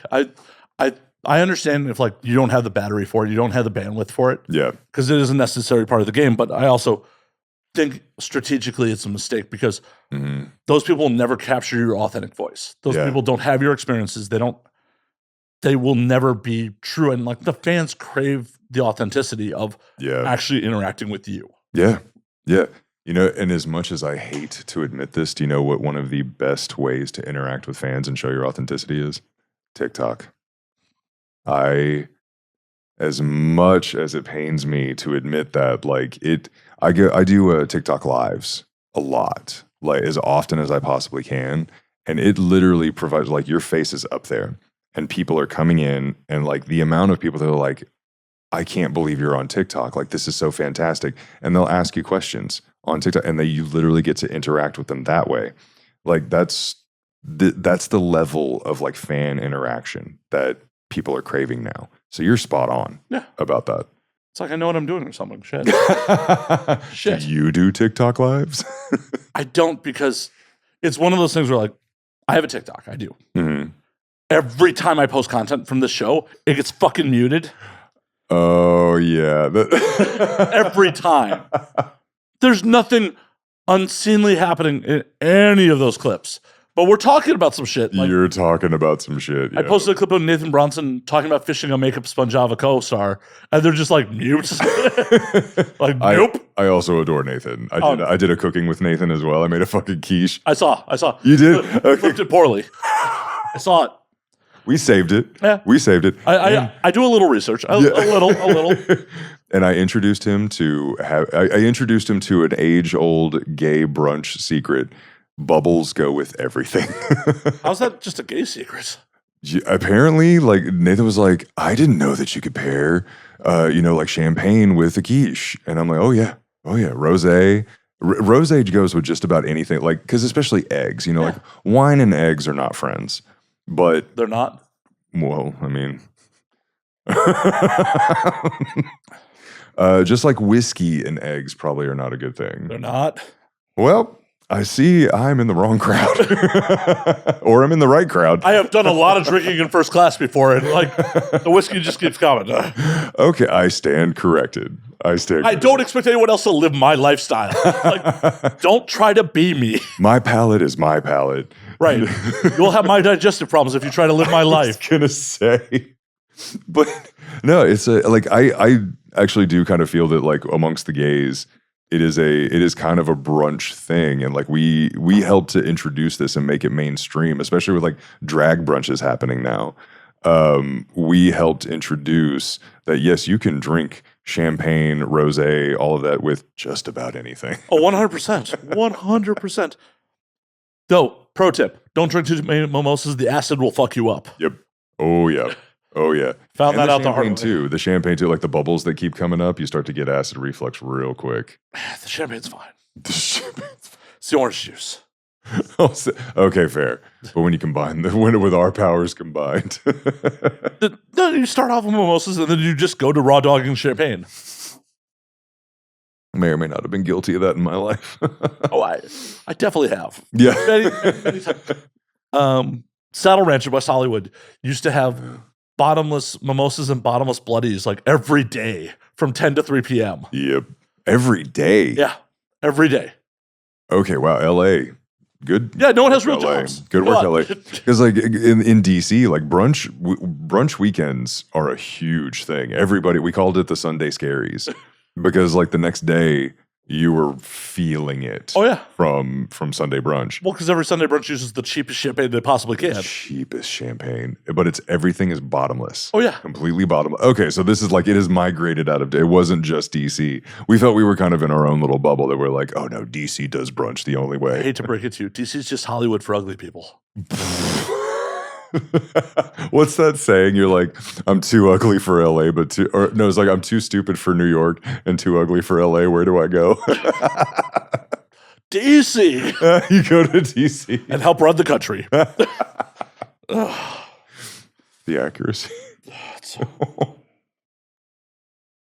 But yeah, many like 2 p.m. rolling out of Saddle Ranch on like a Tuesday. Well done, man. Well done. And then rolled straight into a podcast. Isn't that what you happened. It's definitely happened. I thought about hitting a bottle of wine with dinner. I'm like, no. I have to hang. I have plans after the podcast. I can't just be fucking annihilated when I go meet up with these girls. You're like, I just need to get annihilated while I'm talking to the girls. Right, with them. With them. When it's a group effort, it's fine. Is that how it works? Is this what information I need to know? Yeah, before infiltrating. Everything's good when you're all getting fucked up together. Okay, that's fair. Like, who wants to be the guy who shows up fucking trash while everyone else is sober? May or may not have done that in my life. Well, I have too. I love it how you say so matter-of-factly. You're like, I have too. Yeah, look, 100%. I have too. 100% I have. I mean, shit. I showed up to the fucking pajama party on Tuesday like on mushrooms, so. I don't see a problem. I didn't either. Yeah. I did it. That's why I did it. But was anyone else? I'm guessing no one else was on mushrooms. No one else. In LA, no one else was on mushrooms? No one else admitted to it. Oh, okay. I was just like, yep, drinking hand, like, yeah. Took a little shrooms. Like, I took a tasteful amount. A tasteful amount. I love that. Not like a moderate amount. Not like, relaxed amount. It was like tasteful amount. Yeah. I think my gay is rubbing off on you because you're using words like, no, I took a tasteful amount. No, you could ask people that were at the party. That's what I said at the party. Sorry, I may be illiterate, but I am articulate. Wow. Write that down, like illiterate but articulate. I wonder how much my audience actually thinks I'm illiterate. I mean, you stand pretty solidly by it. And you're like, I'm illiterate. Well, yeah. If you say anything confidently enough, people believe it. That's the problem. Especially when you have this kind of voice. I could say like outside the sky is green and people would be like, oh, fuck, it is. Oh, yeah. Tornado's coming. Oh, Alabama. Yep, I'm familiar. I've seen 2 F5 tornadoes in my life. That's terrifying. It's terrifying. It actually is, yeah. There was a massive outbreak in 2011 before I moved up to DC. And I saw an F5. It was completely rain wrapped, and it just like went just north of my apartment. And I was like, "Okay, this is where I die." I don't want to die in Alabama. Right? Get me out of here. It's got to be pretty depressing when people are like, "I want to die in Alabama." It's when you're in Alabama, you just are nothing but depressed. And then you're like, I guess I'm going to die here. I mean, I'll admit, at least Mobile has good seafood. Well, that was good seafood. Okay, so that's what I'll give Alabama. It has good food. The barbecue in Alabama, I will stand on, that hill of barbecue in Alabama. I went to the number one Yelp rated spot for barbecue in Mobile, and I was not impressed. Well, that's because you went to Mobile. I was there for work. Oh, yeah, you got to go. Like, there's a place in Huntsville. It's called Gibson's. Been there for like 80 years, I want to say. And the barbecue sauce is delicious. And we are the originators of white sauce. You ever heard of white sauce? I've not. Oh man, introducing you to this would do horrible things to your digestive system. I'm here for it. You're like, you know what? At this point, but it's a mayonnaise and vinegar sauce. It is quite good. Because a lot of people don't know how to really cook like white meat, chicken, turkey, and so you just dip it in this sauce, and it like instantly adds a lot of moisture to it, and it's fucking delicious. I'll try it. Like, I'm not a fan of mayo, but I'm also not a fan of mustard, and I fucking will throw down on some mustard-based barbecue in South Carolina. Yeah. No, so it's honestly, it doesn't taste like mayonnaise. Right. Like, it's just more of the like thickening agent, I think. When I was traveling a lot for my day job at the time, like, I tried barbecue everywhere. That was like my jam. It's just like, no matter where I go, I'm trying the local barbecue. So I've eaten barbecue fucking everywhere. Yeah. Oh yeah. Texas is pretty good too. Oh yeah. There's a place in Fort Worth called Haim. I think it's Haim. I'm not sure, but it's really, really good. So in the Dallas area, like Dallas-Fort Worth, Lockhart Smokehouse in the Arts District in Dallas is phenomenal. Oh. Like, I knew that place was legit. It's like, oh, you order by weight, it comes in butcher paper? You order by weight. That's a key. Yeah. That's a key. It's just like, it kind of sucks because like I love to eat. I don't look like it because I diet really fucking strictly. I'm sorry. I know. My industry, and also being gay and I have to bottom in a lot of my scenes. I am very careful about what I eat. This is why I'm not doing these things. I know. You're like, thank God I'm not a bottom. Well, I'm not a bottom. Why I don't get naked on film? It's like, I don't give a fuck. You don't even take a finger in the ass. You're like... Right. And it's just like, if someone's hooking up with me, it's just, based on personality anyway. So...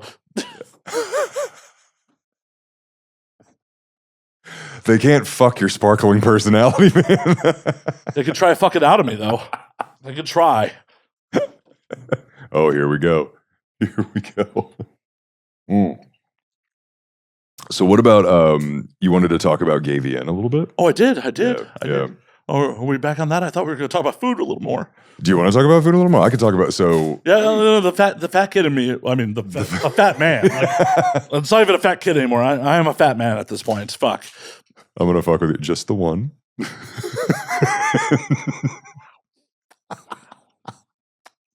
This is why friendships with me are either hit or miss, because I'm like, if I can fuck with you, we're friends. You're like, I guess I'll drink away my... I'm going to just drink more empty calories. It'll help. It'll take the pain away. No, I think it'll just add to the gout. I like to ask this question because it gives me an idea of your food preferences. But so if the world had a face, had parents. What? My food had to have a face and parents. I am so confused right now. Had to have a face and parents? Yeah, like pigs, cows, they all have faces and parents. Oh, God. For a second, I was thinking human. I mean, we haven't gotten there yet, but... Oh, taste of humans. If it's prepared right. You've seen that movie Alive? Yeah. I mean, I never hope to be stranded in the Andes, but... Dude, that was brutal. But the people that survived it, like, insanely...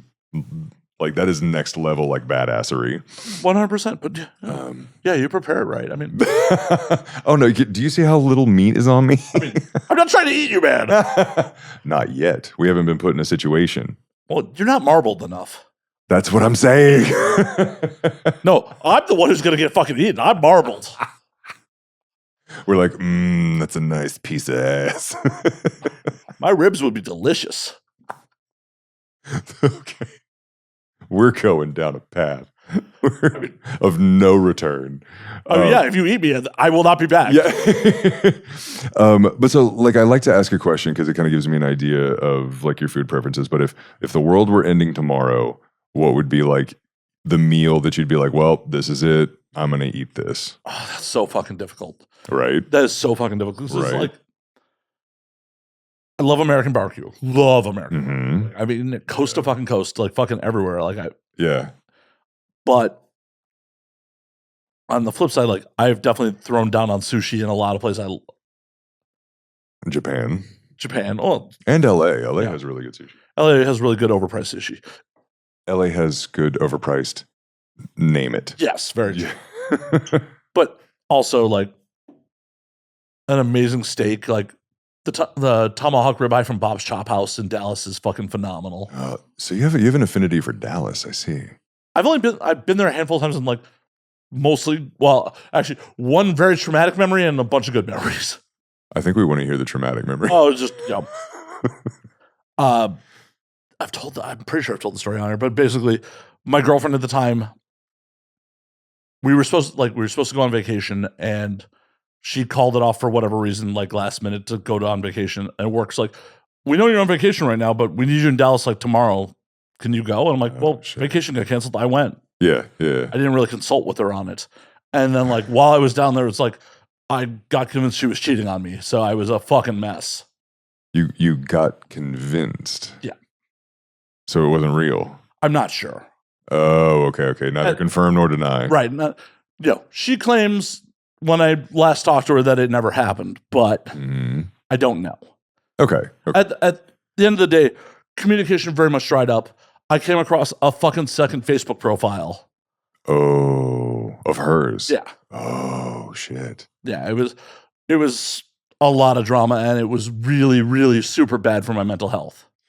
Relationships usually are. Yeah. Yeah. I agree. That's why I don't do them very often. That's why I don't do them at all. Well, at all. I've heard ex-fiance, I've heard ex-husband. And that lesson finally learned. Lesson. I like to say, I want to get a t-shirt printed with this. And my fans know about this.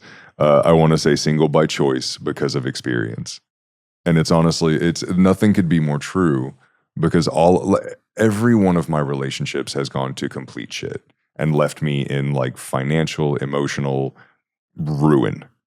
And so I finally just got to the point I was like, if I took all of these things I invested in relationships and invested them just in myself, and boom, Xbiz Performer of the Year. And soon to be GayVN multiple award winner. We're gonna. Oh yeah, we're drinking to that. We're drinking to that. Yes. But back on the food front. Yeah. Like, because I want to get back to the relationship thing, but I don't want to leave your question hanging. Yeah. It's such a tough choice. Like my death row, like fucking like execution meal is like. Yep. It's such a fucking like.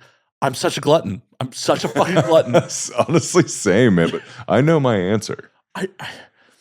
I want it all. You're gonna be like, you know what? Just put every single food item in front of me. Back to the variety is the spice of life thing. Yeah. There's not just one thing that I want to eat all the time. I want like. But I guess it's more of a like. So my death row meal would be cassoulet. Have you ever had cassoulet? I'm not even familiar with it. Oh, okay. See, here's why this would be. I can probably guarantee this would be your death row meal. Oh no! So it's a French dish, and it's like a bean dish. So you take all of like the fattiest meats that you can think of. You take sausage, you take duck confit, you take like everything that just has like every ounce of fat on it. You render the fat out of it, and then you cook the beans in the fat. It is one of the most delicious dishes in the world. And you will be in a coma afterwards to where you will not realize that the world is ending. That's why, like, anytime I get asked that question, I'm like, cassoulet would be like my death row meal.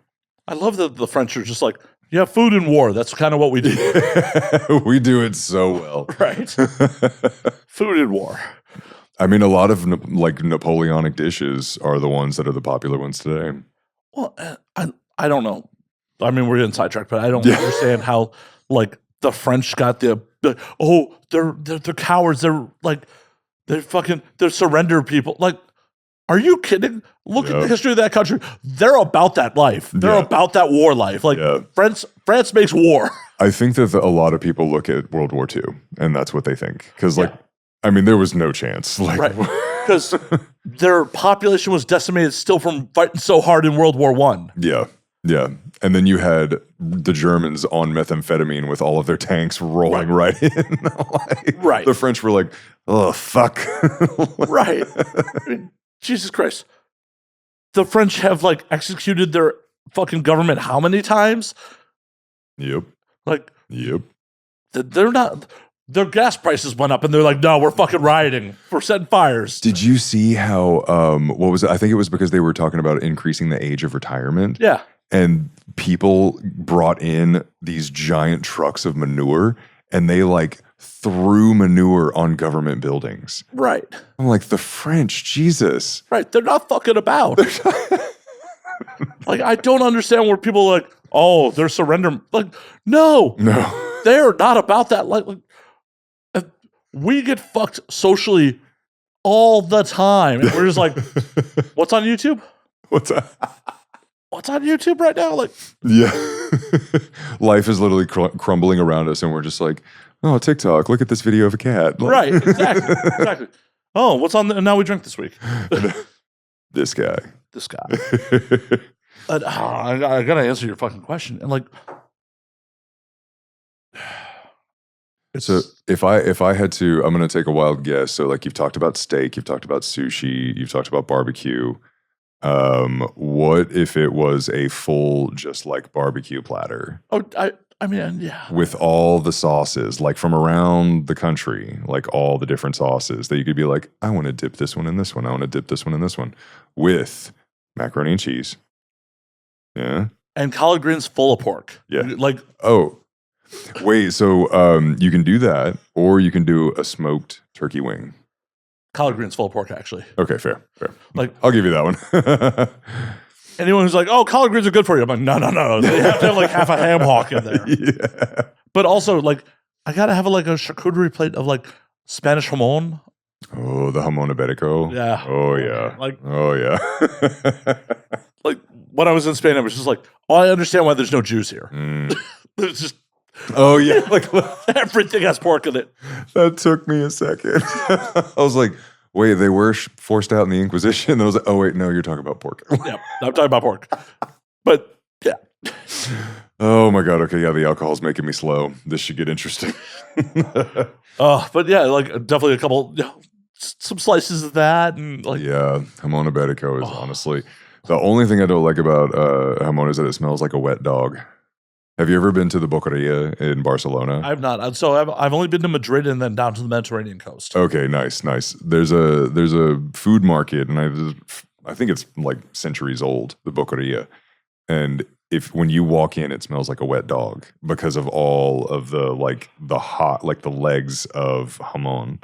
And it like, granted, you know the smell, and you're like, I'm looking past it because I know this is delicious, but it smells like a wet dog. I have fucked some smelly puss in my life. It was that smells like a wet dog. Be like, choices. I make poor ones sometimes. Then I talk about them on the internet. We've got to get you updated on RuPaul's Drag Race. Okay. So that was I do a lot of references, and I know like a lot of the straight dudes are never gonna get the references ever. But like there's Tatiana, who is a famous drag queen on Drag Race. She would always just be like, choices. Yeah. So now if you ever hear me be like, choices, that's RuPaul's Drag Race. Awesome. Yeah. Gotta expand the palette. Like, honestly, like it is a social phenomenon. RuPaul's Drag Race is an absolute social phenomenon that has brought drag to the forefront of American culture. And like, seriously, man, like, well, I'm just like slightly tangent. It's just, I remember when Supermodel dropped, like when RuPaul first came out, and the people would be like, she's hot. And you'd be like, that's a man. I don't think we discovered that till years later. You feel like that is a drag queen and one of the most one of the fiercest drag queens in this country. And also just wild that she came out of the fucking like New York club kid scene that like, you know, Party Monster was all about. Like RuPaul was in that fucking mess. Yeah, like the Vogue, like when Madonna's Vogue came out, RuPaul was all up in the midst of like the drag or the ball culture that was there. She was right in the thick of it. The gay community's a lot of tastemakers. Yeah. Like the gays run a lot more than you think. DC run by gays. Music scene now run by gays. Well, a lot of producers I think are straight, but like there's and abusers. But shit, is Kesha free yet?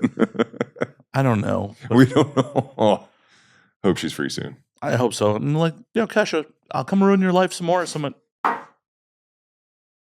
Oh. I mean, not in an abusive way, just interacting with me way. You're like, just talk to me. I'll ruin your life. Right. Like, I'll make you question your choices. I hate to break it to you. That's happening right here now, too. No. It's after this comes out, they'll be like, so we actually canceled the Xbiz Performer of the Year, former Performer of the Year. They just come to your house, take the trophy back. Yeah. And I'll be like, you're never going to find it. And it's. Come back and just like, I still have it. Still have it. Got a bit of a patina on it now. I honestly want to win an AVN this year just so I can turn it into a shot glass. But that's a side note. Is a podcast one of the. Oh, yeah. Best favorite adult podcast. Fuck. Up for it 2 years in a row. So. Fuck yeah, man. I'm going to lose, but. No. I'm going to lose.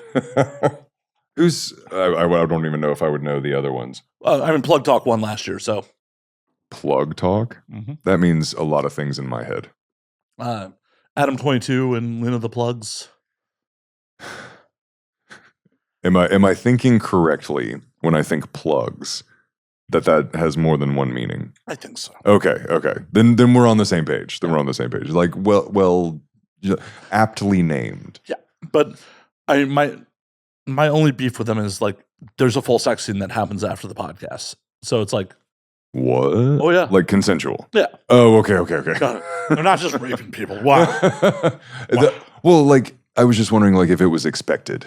Oh yeah, no, it is. I mean, it's part of the deal. Like the performer who goes and does the show that's like going to have sex afterwards. Okay. I don't know how I feel about that. My beef with it is it being nominated for favorite podcast is like that's a sex scene. Yeah. Oh, okay. So it's not just a podcast. Yeah. It's actually like visual media. It's the whole. Yeah. It's the whole shebang. It's the whole shebang. And it's whole like kit and caboodle. And like. Definitely nominate them for favorite creator scene, whatever. Like, but I'm mostly not sleeping with my guests. Yeah, like I love that. Mostly not. It's happened in the past. It's happened in the past, and like one of my civilian friends pointed out to me, like, "What did I sign up for here?" God damn it. You're like crying as you're taking your shirt off. Strike oil. I'm sorry. No. I already had a collab today. We're done for the day. We're done. The shop is closed. The tanks are empty. It's happened in the past, and then one of my civilian friends pointed out to me, like, that's a gross power dynamic, man. I'm like, oh yeah, you're right. That's actually what I've heard about a lot of I call it kind of like the Harvey Weinsteining of, porn, where it's like, oh, you kind of the casting couch kind of shit, where you're like, oh, if you want to work in this, you've got to do this. Yeah, and 100%, like anyone I've ever hooked up with on the show, it's like they've been the aggressor, and I was just like, oh, okay, this is happening. You're like, no, don't. I mean, I've never said no, but it was just like I never like. We're having a fun conversation. We're hitting it off, whatever. Like things happen. Like yeah, consenting adults. But I never thought about like, oh, you may have ulterior motives, and this is like, I was just like, oh, you're into me, cool. No, it's like you're into me, not like you're into me. Well, no. Once you're here, I know. Like, yeah. But yeah, my civilian buddy's just like, yeah, it's kind of like a weird. I'm like, oh yeah, I guess I'm helping promote their career, and like, so it's yeah. Like whenever I hit it off with someone now, it's like not tonight. if you want to hang out on a different night, I'm totally down. I will happily put out in 24 hours. But the night that the cameras are rolling, I'm going to be good. Yeah. You're like, no, business first. And that was an evolution. Like, yeah. And it's not like, oh my God, this is almost 400 episodes deep. I maybe slept with 10 people, over the course of the show. So you got like 4%. That's right math, right? I don't know. I think I could read numbers. I think that's the right math. Yeah, it's a pretty low number, and like at least one of them I had slept with, or maybe two of them I had slept with before they ever did the show. So it's like, it's like people who repeat business. I can't really be like, this is weird. We're hooking up again. Again? How did that happen? Oh my God. I'm inside you again. Oh no. I tripped and fell, and your vagina took my dick. Right. But back to the original point of that. I was like, how? My brain turned off for a second. I was like, how did we get onto this? Well, we were talking about like the podcast that like there's sex scenes involved. Yeah. Oh yeah. They should be in collab categories and stuff like that. Like, I agree. If it's kind of like an expectation and it's gonna happen, I kind of agree. Yeah, I agree with you. Leave it to the rest of us, God damn it. And on top of that, like there are very well established shows like Holly Randall Unfiltered, which is a little more prestigious than I am. Mm-hmm. A little more serious than I am. You've got me on here. You're bottom of the barrel, buddy. I am not bottoming. You already said you're going to fire blanks. I can only hope that I'm firing blanks. Like I'm hoping that if I get a vasectomy, it's just like wasn't even necessary. 100%. Like I for mine, I was like, I probably should have gotten a fertility test before I did it. I've never had a pregnancy scare. Yeah, neither. Not that I know of, at least. How many vaginas have you been inside of in personal life? I don't know. You don't know? No. Lost count? Kind of a lost count. It's not nearly as many men as I've been with, but I'd probably say in the 20s or 30s. Yeah, and then guys, I'm batting 1,000 is what I say. Like I'm well over 1,000. So, like, would you consider yourself actually more bisexual than? Because it's a spectrum. It's not just like a black and white. So I don't consider myself bisexual, even though I know that that's the definition. Like I'm not oblivious that like, oh, if I'm attracted to both, it's kind of either in the pansexual, bisexual realm, but I identify as gay. Like at the end of the day, I prefer dick, I prefer guys, but I'm a performer. And I don't know if you know this, and I don't know if the fan or if people that are watching know this, but I'm now the performer of the year. Right. And so I'm gonna be so insufferable for the next year. I just hope everybody gets ready for that. I'm just happy I got to your first interview post winning. Yeah, for real. The first interview, like as soon as I won it, I mean, the moment Xbiz saw that shit, I'm like, fuck, you saw it. Tweet. Yeah. You were like, perfect fucking timing. Right. But yeah, it's like when it comes to this, I enjoy the performance. I enjoy like creating the fantasy. I enjoy like for me being a gay dude that just wants to fuck and like you've got a hole, I'm going like consensually, of course. Like I'm and a non-bleeding hole. I mean, I understand that things happen. I do, but like I don't know if I would actively go into it knowing that was the case. I haven't experienced it before, but I think this whole episode's been talking about experiencing life. Yeah, do it. Well, that's what I'm saying. So like, I've just never been given the opportunity or never had the opportunity. So I text Sophia and ask her next time she's bleeding. Oh shit, she would be like, "Yeah, let's go." I know she would. That's why, like, I'm not gambling on a maybe here. Yeah, this is a sure thing. You're like pretty confident in my analysis here that like Sophia's going to be all about it, right? But no, I guess it's because I've never been given the opportunity, or right. And we're going to make that happen for you. Yeah. I love that this is like we're going to make this happen for you. Like I assume in my career, the way that I want my career to go. I assume that could happen. Oh, and no, I'm not I'm not opposed to it. I just don't know if I would actively go into it. I mean, you should do it off camera before you do it on. I have found in my BDSM scenes that it's a lot safer to try it out first and then roll the cameras. Right. I mean, there's a reason people do dress rehearsals before they get on stage. Fair. I got waterboarded recently. With water or urine? Water. We couldn't do urine. I know.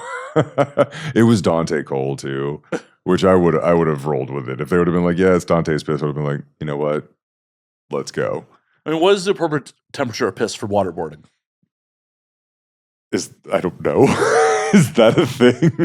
I'm assuming. So I mean, I assume like it would have had a little time to cool off, like post, body to water. Room temperature? Yeah, like 72 degrees, like a nice balmy piss, No, can't let it wait too long though. Yeah, no, then it just kind of gets cold and it's like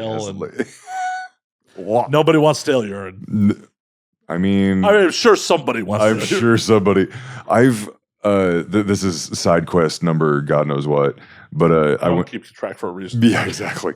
I went to Berlin for Folsom.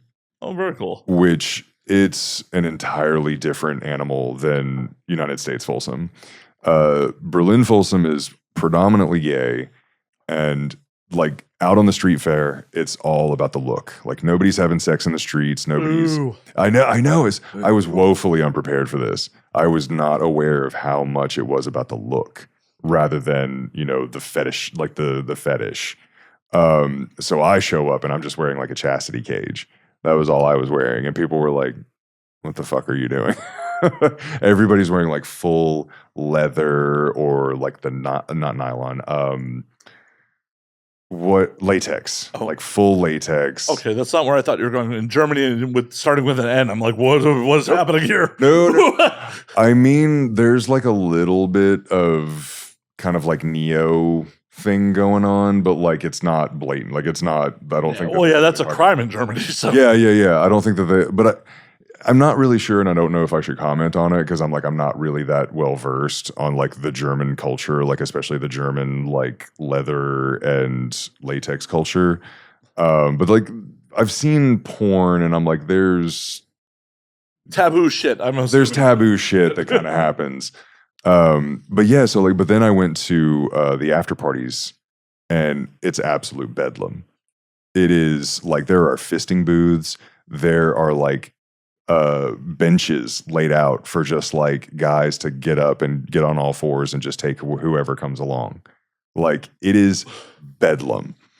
And where was I going with this? Good time, obviously. Piss. Stale piss.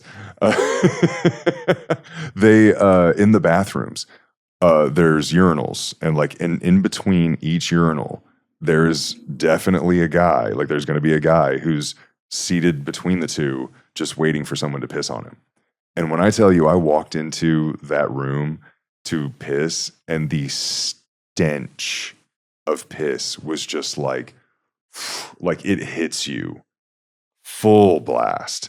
And so I was like, I had to wait until I was just like absolutely about to burst, because otherwise I would go in there and I would smell the stale piss, and I was just like, oh, I can't do this. But then, like, when I finally had to piss, the guys that were, like, posted up between the urinals, they saw me come in and, like, get ready, and they were like, here it comes. Here it comes. So it's a thing, it's a thing for people. Hey, whatever makes people happy. True. And honestly, let's be real. If I walk into a bathroom and there's a urinal and a dude's face, I'm probably going to piss on the dude's face. I'm not even gay. I'd piss on the dude's face. Yeah. You're like, you know what? I'm going to like check this off the It's for the bit. Bucket list. It's 100% for the bit. Like I'm not sexually aroused by this, but it's like, you're like, when you got to go. And like there's a face there. I do it. It's 100% for the story. Like, yeah, I was in Germany. I peed on a guy. Mm-hmm. And people would be like, you know what? Bravo. Well done. They can clap, they can boo, I don't care. You're like, you know what, that was my experience and you can't have it. You can't. And I don't care what you think of it. Why the fuck would you care what the anonymous people on the internet think? I certainly don't. The block button is there for a reason. Oh no, I don't. You don't even block them? Oh no, I weighed in. I weighed in. Oh, dude. No, I tried to do that, and it's pointless. Oh, it's absolutely pointless. No, it's not pointless. It drives engagement. True, but at what cost? Because I remember when I posted my scene with Sophia, and people lost their shit. There is an entire just like cadre of people on Twitter or X, whatever the fuck you want to call it, that are just like chomping at the bit at any gay performer that could be gay for pay or could be bisexual. And when I say that they are relentless, like they do not stop. They do not let up. Like the amount of times I tried to explain myself being like, I'm a gay dude, like literally go on my OnlyFans, 99.9% of the content is me taking a dick or giving dick to someone with a dick. Like, in what world do you think that I am bisexual when 99% of my stuff is me with dudes?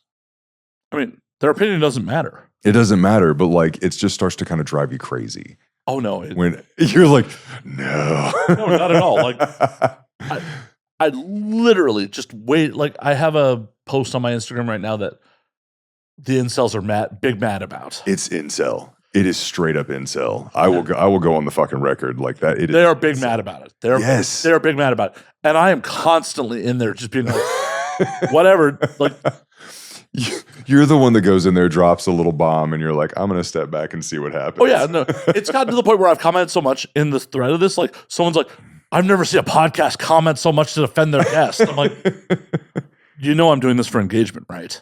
Like, I tell them. But what's funny is that that still won't deter them. They're going to be like, oh no, there's no way. No, you're not. When you start thanking them for their support, they get real upset. You're like, I can just see the cha-ching, or I can hear the cha-chings as you're talking to me. You are literally just supporting the show you supposedly hate. Yeah. And I tell them. Yeah. I tell them. I'm like, I'm going to give you fair warning now. You're going to get people coming in there, like with this episode, saying like, he's not really gay. He's not really, and even though like, I literally just fucked the hell out of this dude from Australia before I came here. For fun and for content. And I will flat out tell them like, why do you care? But you know what they'll say? Oh, this is where it just starts to get wild. This is the level of delusion of these people is they will start to say, well, by virtue of him, saying that he's gay but enjoys pussy, like that's an argument in favor of conversion therapy. Dude, I'm not joking. I wish I was joking because they think, oh, because if he can change his mind from being gay and wanting pussy, that just lets people, like especially in government, know that he's like, you can be converted and that you can be changed and that this is a choice. I mean, assuming that was remotely accurate. Big assumption. That's anecdotal evidence at best. Mm-hmm. Like, if you, as the one person who can change their mind, does not mean that it works for everyone. Yeah. That's not how science works. Yeah. Yeah, but the anecdotal evidence does not mean we should make policy on the one guy who can change his mind. I'm just giving you a fair warning. Oh, I don't give a fuck. I'm like, it'll drive engagement. Exactly. I'll give you that much. Oh, no, 100%. Like, at the point where I get bored, I just keep thanking them for their support. Yeah. Like, yeah. You keep posting, just keeps driving the algorithm. Thank you. Yeah. Thank you. Like, you are helping me. Thank you. You are helping me. Like, people were just like, oh, blah, blah, blah, blah. I'm like, dog, if I was bothered by this, I could block you. Yeah. You notice you are not blocked. Yeah. I'm still responding. You're still here. And yet you're still here. That's intentional. As the old saying goes, don't argue with the person who has the microphone. Yeah. Yeah. You will win. Right. Every time.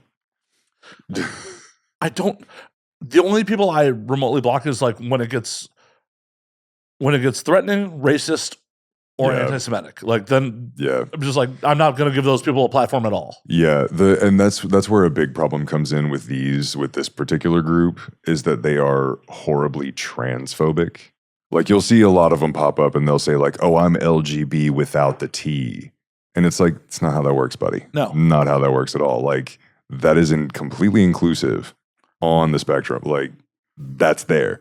But they, like, they see trans and the trans experience as like a negative for the gays. They're like, we fought for our rights. We don't want this involved. And when it's really like, no, we're still fighting for ours. Like we're fighting to keep what we've gotten and move forward with it. Trans are still in the area of like people are actively fighting against them in their existence. Everyone's fighting for human rights. Mm-hmm. Is specifically though with the trans, and I'm like, and I do think it's a very important, this is very good information for people that may not understand or may not realize what's going on. But like, when it comes to trans people, it's not a fad. No. It's not I want to go into a girl's restroom, so I'm going to put on a wig. No. People that are trans were born in one body, and they feel that they are completely in another. I think if more people were to understand that and have having education and access to this information from a much younger age, there would be a lot less like mental health issues or like mental health struggles for trans people. I really am just like, and this is kind of the battle that's being fought now, is people are, especially like Christian conservatives, are saying like, oh, this is an abomination, like using the same tropes that they did for gays, 30 years ago. And it's just like, come on, y'all. Like they're not like, you can't ban them from existence. You can't, keep the information away from them and think that they're just going to go away. That is not how this works. Right. And who would ever want to go through the amount of suffering that a trans person goes through? That part. Just to like, oh, so I could piss in the other bathroom? Right. Fuck. Think about this logically for half a fucking second. Who would that part? You got to think about this logically. Yeah, I know. I've lost a majority of people. Yeah, vast majority. The minute logic gets involved, people don't come to the show for logic. I understand that. But for trans advocacy, I'm not a trans man. Like I'm not in any way on that part of the spectrum, but like I understand the non-hetero homosexual struggle of like I didn't have access to the information that I needed when I was younger. I didn't have access to healthcare. I didn't have access to any of that. Growing up fucking gay in Alabama in the 90s did not exist.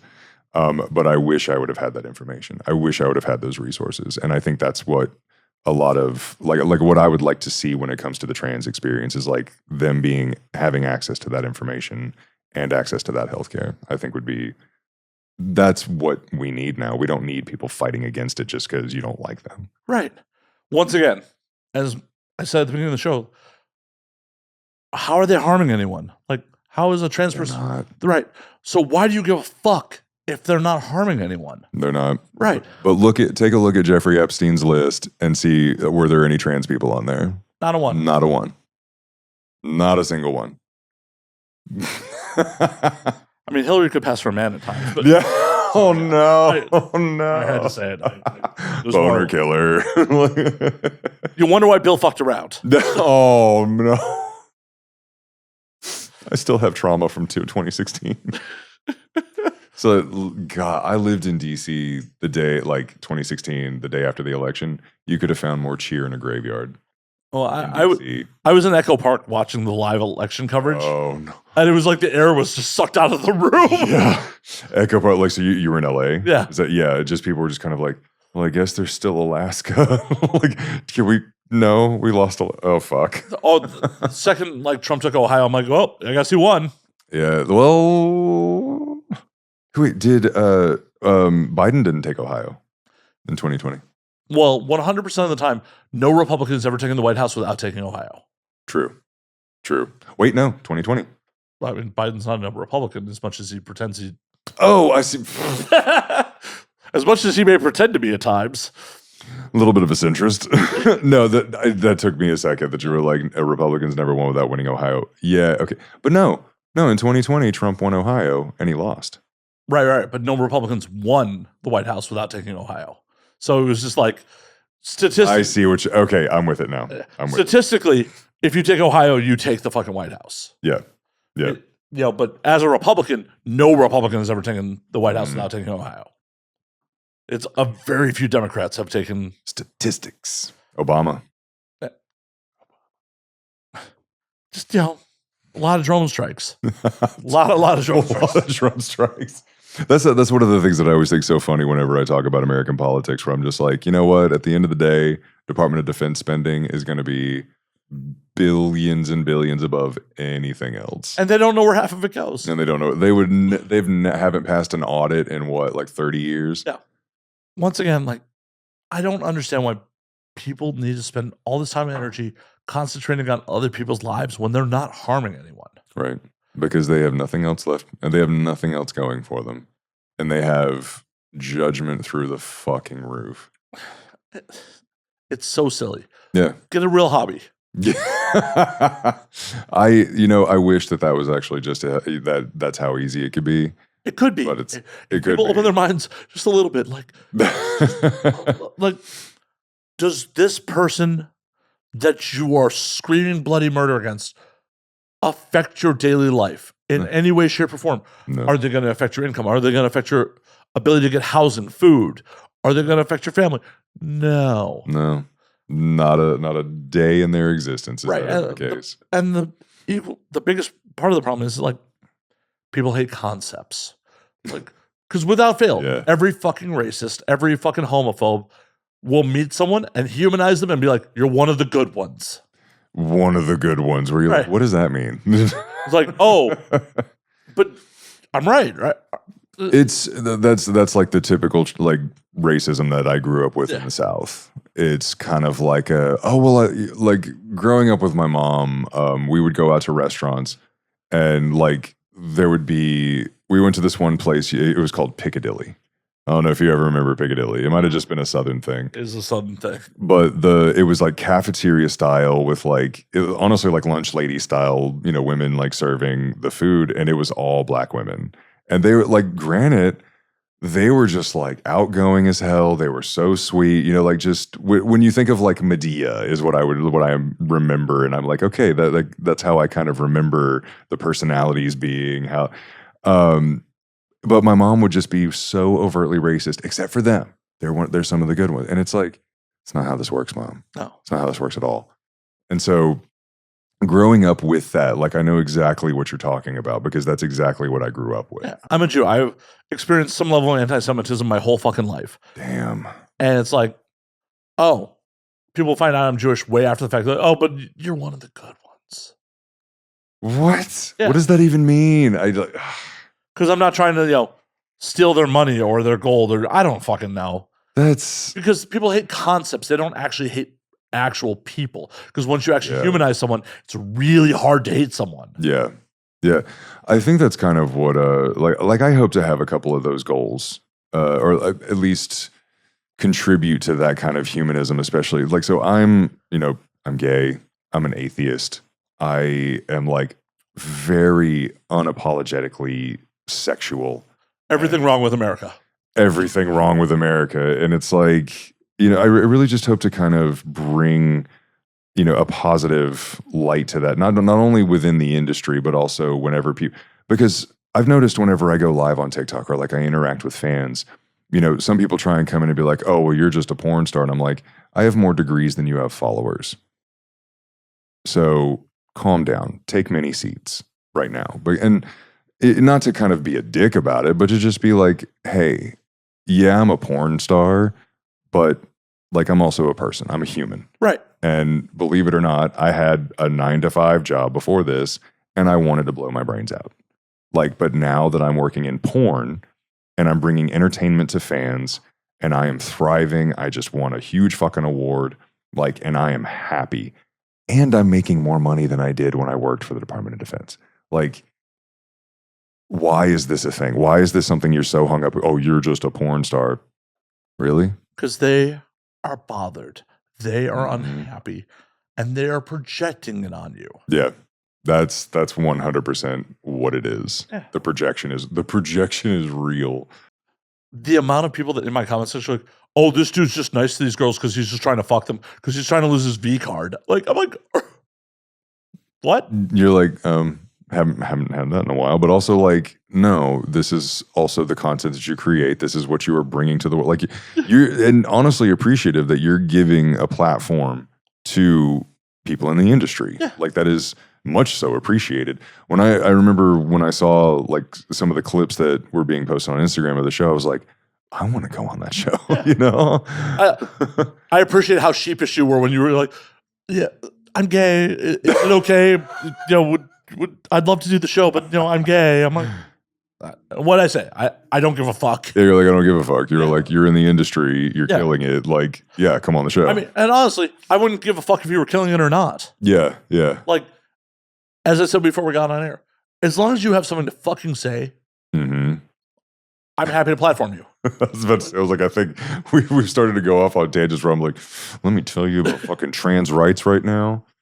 And these things are important. Yeah. It's gross to me, like, for people to be like, oh, what's your follower count? What can you do? I'm like, no. As long as you have something to say and you entertain my audience, that's all I give a fuck about. Yeah. And hell, even then, sometimes I just give a fuck if you're going to entertain me. Have I succeeded? You have. Yes. We used to say before we got on air. Fuck yeah. Yeah, we were having fun before we even hit record. When we bonded over bourbon, like the first couple of messages, I was like, I'm a bourbon guy. And you're like, I can do this. Right. Exactly. It was just like, done. Yeah. And there are definitely shows that like, I do episodes that are just for me. Like I have people on that like I want to talk to. I don't give a fuck if my audience gives a fuck about it. Yeah. Yeah. Well, because at the end of the day, it's your fucking show. Right. You're like, I'm gonna bring it back to a drag queen reference, but have you heard of Trixie and Katya? I don't think so. They're like, so Trixie Mattel, she was on one of the like, I think it was season 7 that she was on. And then, like, she got eliminated twice, actually. And then she comes back for All Stars. Like, Drag Race does like this. Well, if you've been on the show once, you got eliminated, you get to come back for, like, a redemption with All Stars. And she won season 3 of All Stars. And now she's just fucking killing it. And Katya was on All Stars 2, and she almost won. And she's so fucking talented. Well, they have a podcast and a video like, they've got like all sorts of social media. I think they're hitting every single one. And the tagline for their show, it's called is they say where there's like welcome to where we talk about what we want because it's our show, not yours. Exactly. Like if you're just pandering to your audience, it's inauthentic. Yeah. Exactly. And as much as this is art, yeah. you still have to like do what feels right for you. Yeah. No, because if you don't, like, you're just going to grow bored with it, or it's going to lose its like allure. It's going to lose its, it becomes a job rather than becoming something that you actually enjoy doing. Exactly. Like you're just going through the motions. Yeah. Yeah. I 100% have people who I disagree with their opinions on things. I disagree with like their stances on a lot of things, but you can't live in an echo chamber either. You got to have those conversations. You got to have those hard conversations at times. And like, as much as I'm not bringing people on here to like try to fight with them. Let's go, buddy. Let's pick the most controversial topic that we could possibly think about and see. I think we have a couple times tonight. We've hit a couple of them. We've hit a couple of them, but I'm also a proponent of like, if I were bringing you on to like debate with you about something like that, you would know that's what you're walking into. Yeah. I was kind of curious when I was watching, the clips of what was actually, the stuff that you posted with like Girthmaster and Sophia, and as I was watching it, I was just like, it just kind of seems like they're just having a conversation. Yeah, that's the plan. I don't think, yeah. And so I was kind of confused. I was like, are we just going to go in there and just chat? I'm like, okay, I'm here for it. Yeah. I wasn't sure because I've done a couple of podcasts before where it's like Q&A. Yeah. And like, it's not a conversation. It's like, this is what this is. This is what this is. And so I was kind of like, well, you know what? I'm going into it, and whatever fucking happens. And that is the goal. Like the overall goal since day one of the show is to like have the audience feel like they sat down in a bar next to us, they pull up a stool and just overheard our conversation. Yeah. Wherever the fuck it goes, it For goes. better or worse. Right. Sometimes people are like, I'm going to move a couple stools over. Yeah. That's a little wild for me. No, because you as a performer should not just be a piece of meat. Right. People should get a feeling of who you are as a person, your experiences. Because no matter what you do on camera, what you do in a scene, your experiences color who you are as a person. Yeah. And people deserve to, hopefully understand that and get an idea of who you are. Yeah, and the fans that I do have, the dedicated, wonderful, incredible fans that I have, they understand that. They get that. And they know my history, because I'm not shy about my history. Like I'm not gonna lie. Like the first 38 years of my life, I'm gonna be 40 this year. First 38 years of my life, I would not care to relive. I would not care to revisit, because it's just it was nothing but educations in narcissistic people, toxic people, people who just like took my goodwill for granted, and people who were just genuinely horrible and evil. And so like they know that those are the struggles that I went through. But you wouldn't be here where you are if it wasn't for those people. That was the next part. Where No, sorry. I didn't mean to ramble on it. No, you're good, because you're exactly right. They see how happy I am now, and they see the successes and the heights that I'm reaching now. And they're like, yeah, he came from absolute shit, and now look at him. Now look what it's a success story. And a lot of the people that have, resonated with my stories, they've definitely they've read or heard, because I post TikToks of, oh, this is why my marriage failed. This is why I don't talk to my family anymore. And the outpouring of this happened to me too. This is what I went through as well. That for me is very it hits home, that it's kind of I hope that people can see this. They can, listen to me and see me and realize that hey, you're not making a bad decision by cutting off your family if you feel it's right.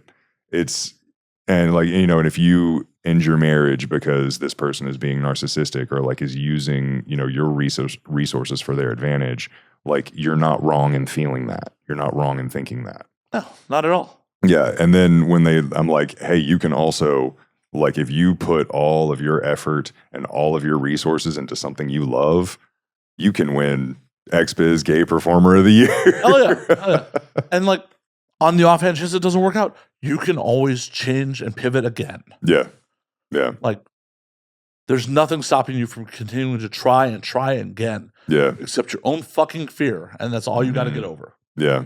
Because don't dare let it be because someone told you couldn't do it. No. Or shamed you into thinking that wasn't something appropriate to do. Fuck that. Dude. The reason, or I imagine there were many reasons, but the one that was the straw that broke the camel's back that my husband left me was because I showed interest in doing studio porn. Yup. What does he do with himself? I don't care. Fair enough. I don't care. Whatever he's doing, I just best wishes, warmest regards, Somehow I don't believe that. No, I've finally hit a point, and actually, this is kind of a cathartic moment where I'm I'm do your thing, buddy. Do your thing. Just don't involve me. Right. Do your thing. Not my circus, not my monkey. Yeah, exactly. That's in the past now. I mean, I know I'm going to keep saying it, but I just won, Performer of the Year. As you should fucking say it. It's a big deal. Yeah, that's a big fucking deal. It's a big fucking deal. I just won that. The only thing I am concerned about now is what's next. Yeah. What's fucking GayVN is next. GayVN is next. GayVN is next. GayVN, at time of recording, is days away. Days away. The votes have been cast. It is in sealed envelopes with your name in it. We hope. My name and I see. This should be another thing that should let people know that I have a gay mind. Is even Beyonce has never won Album of the Year. Beyonce has never won Album of the Year, so it's nothing is guaranteed even at that level. So I I try to be humble, but I'm not oblivious. And the funniest thing is that I just thought about that is Sophia will flat out tell me. She'll be she'll say, I adore you, and I say this adoringly. there's nothing humble about you. Why the fuck be humble? Why? I don't ever want to be that guy that is just like, oh, I'm performer of the year. I'm a badass. I'm a porn star. I don't ever want to be that guy. I mean, it's okay to be that guy as long as you don't treat people poorly because of it. Right. And that's what I like. I guess I'm just so averse to that idea or that concept that like I don't even ever want to give it a chance, you know? And so I try to be humble, Sophia, I swear. I can hear in the back of my mind right now. I just don't ever want to come off as that guy. I don't ever want to be that guy. Fair. Yeah. That's completely valid. Yeah. Even when I'm like however many deep, I don't ever want to be that person. Because I've known too many people like that in my life, and none of them were good. As much as it's important, as much as it's validating on your work. Mm-hmm. It's not the end-all be-all of everything. Right.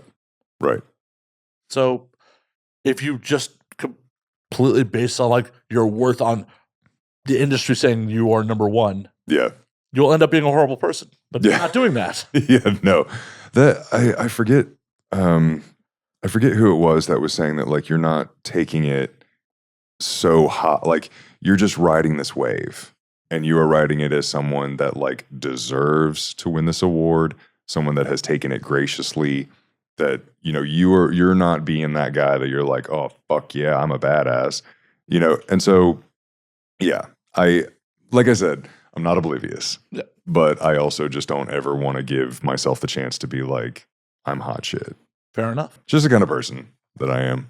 I get that. That guy, even if at GayVN, I win every award that I'm nominated for, which is a lot of fucking awards, I'm still just going to be like, you know what? It's a good year.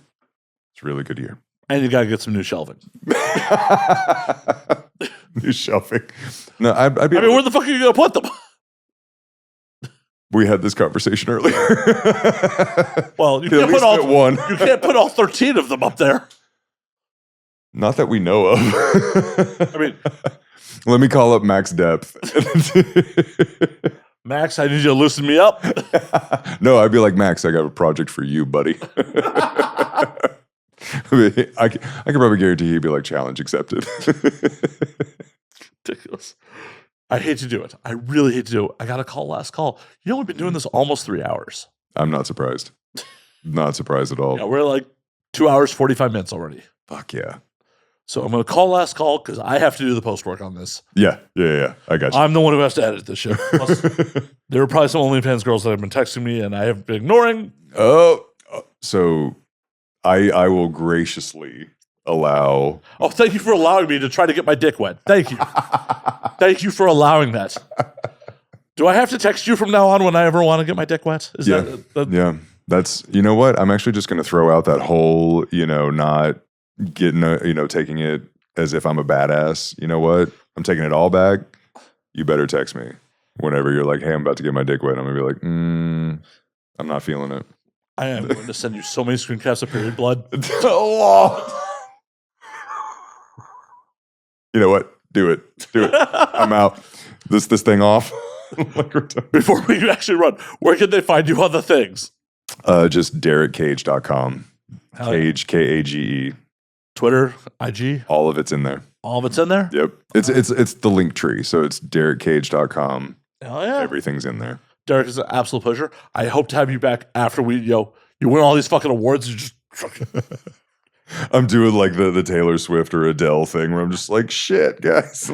I need a personal assistant to carry my awards. No, I appreciate you having me on here. Absolute fucking pleasure. It's been a pleasure, dude. Hell yeah. Fantastic. Hell yeah. Till next week. Drink up, motherfuckers.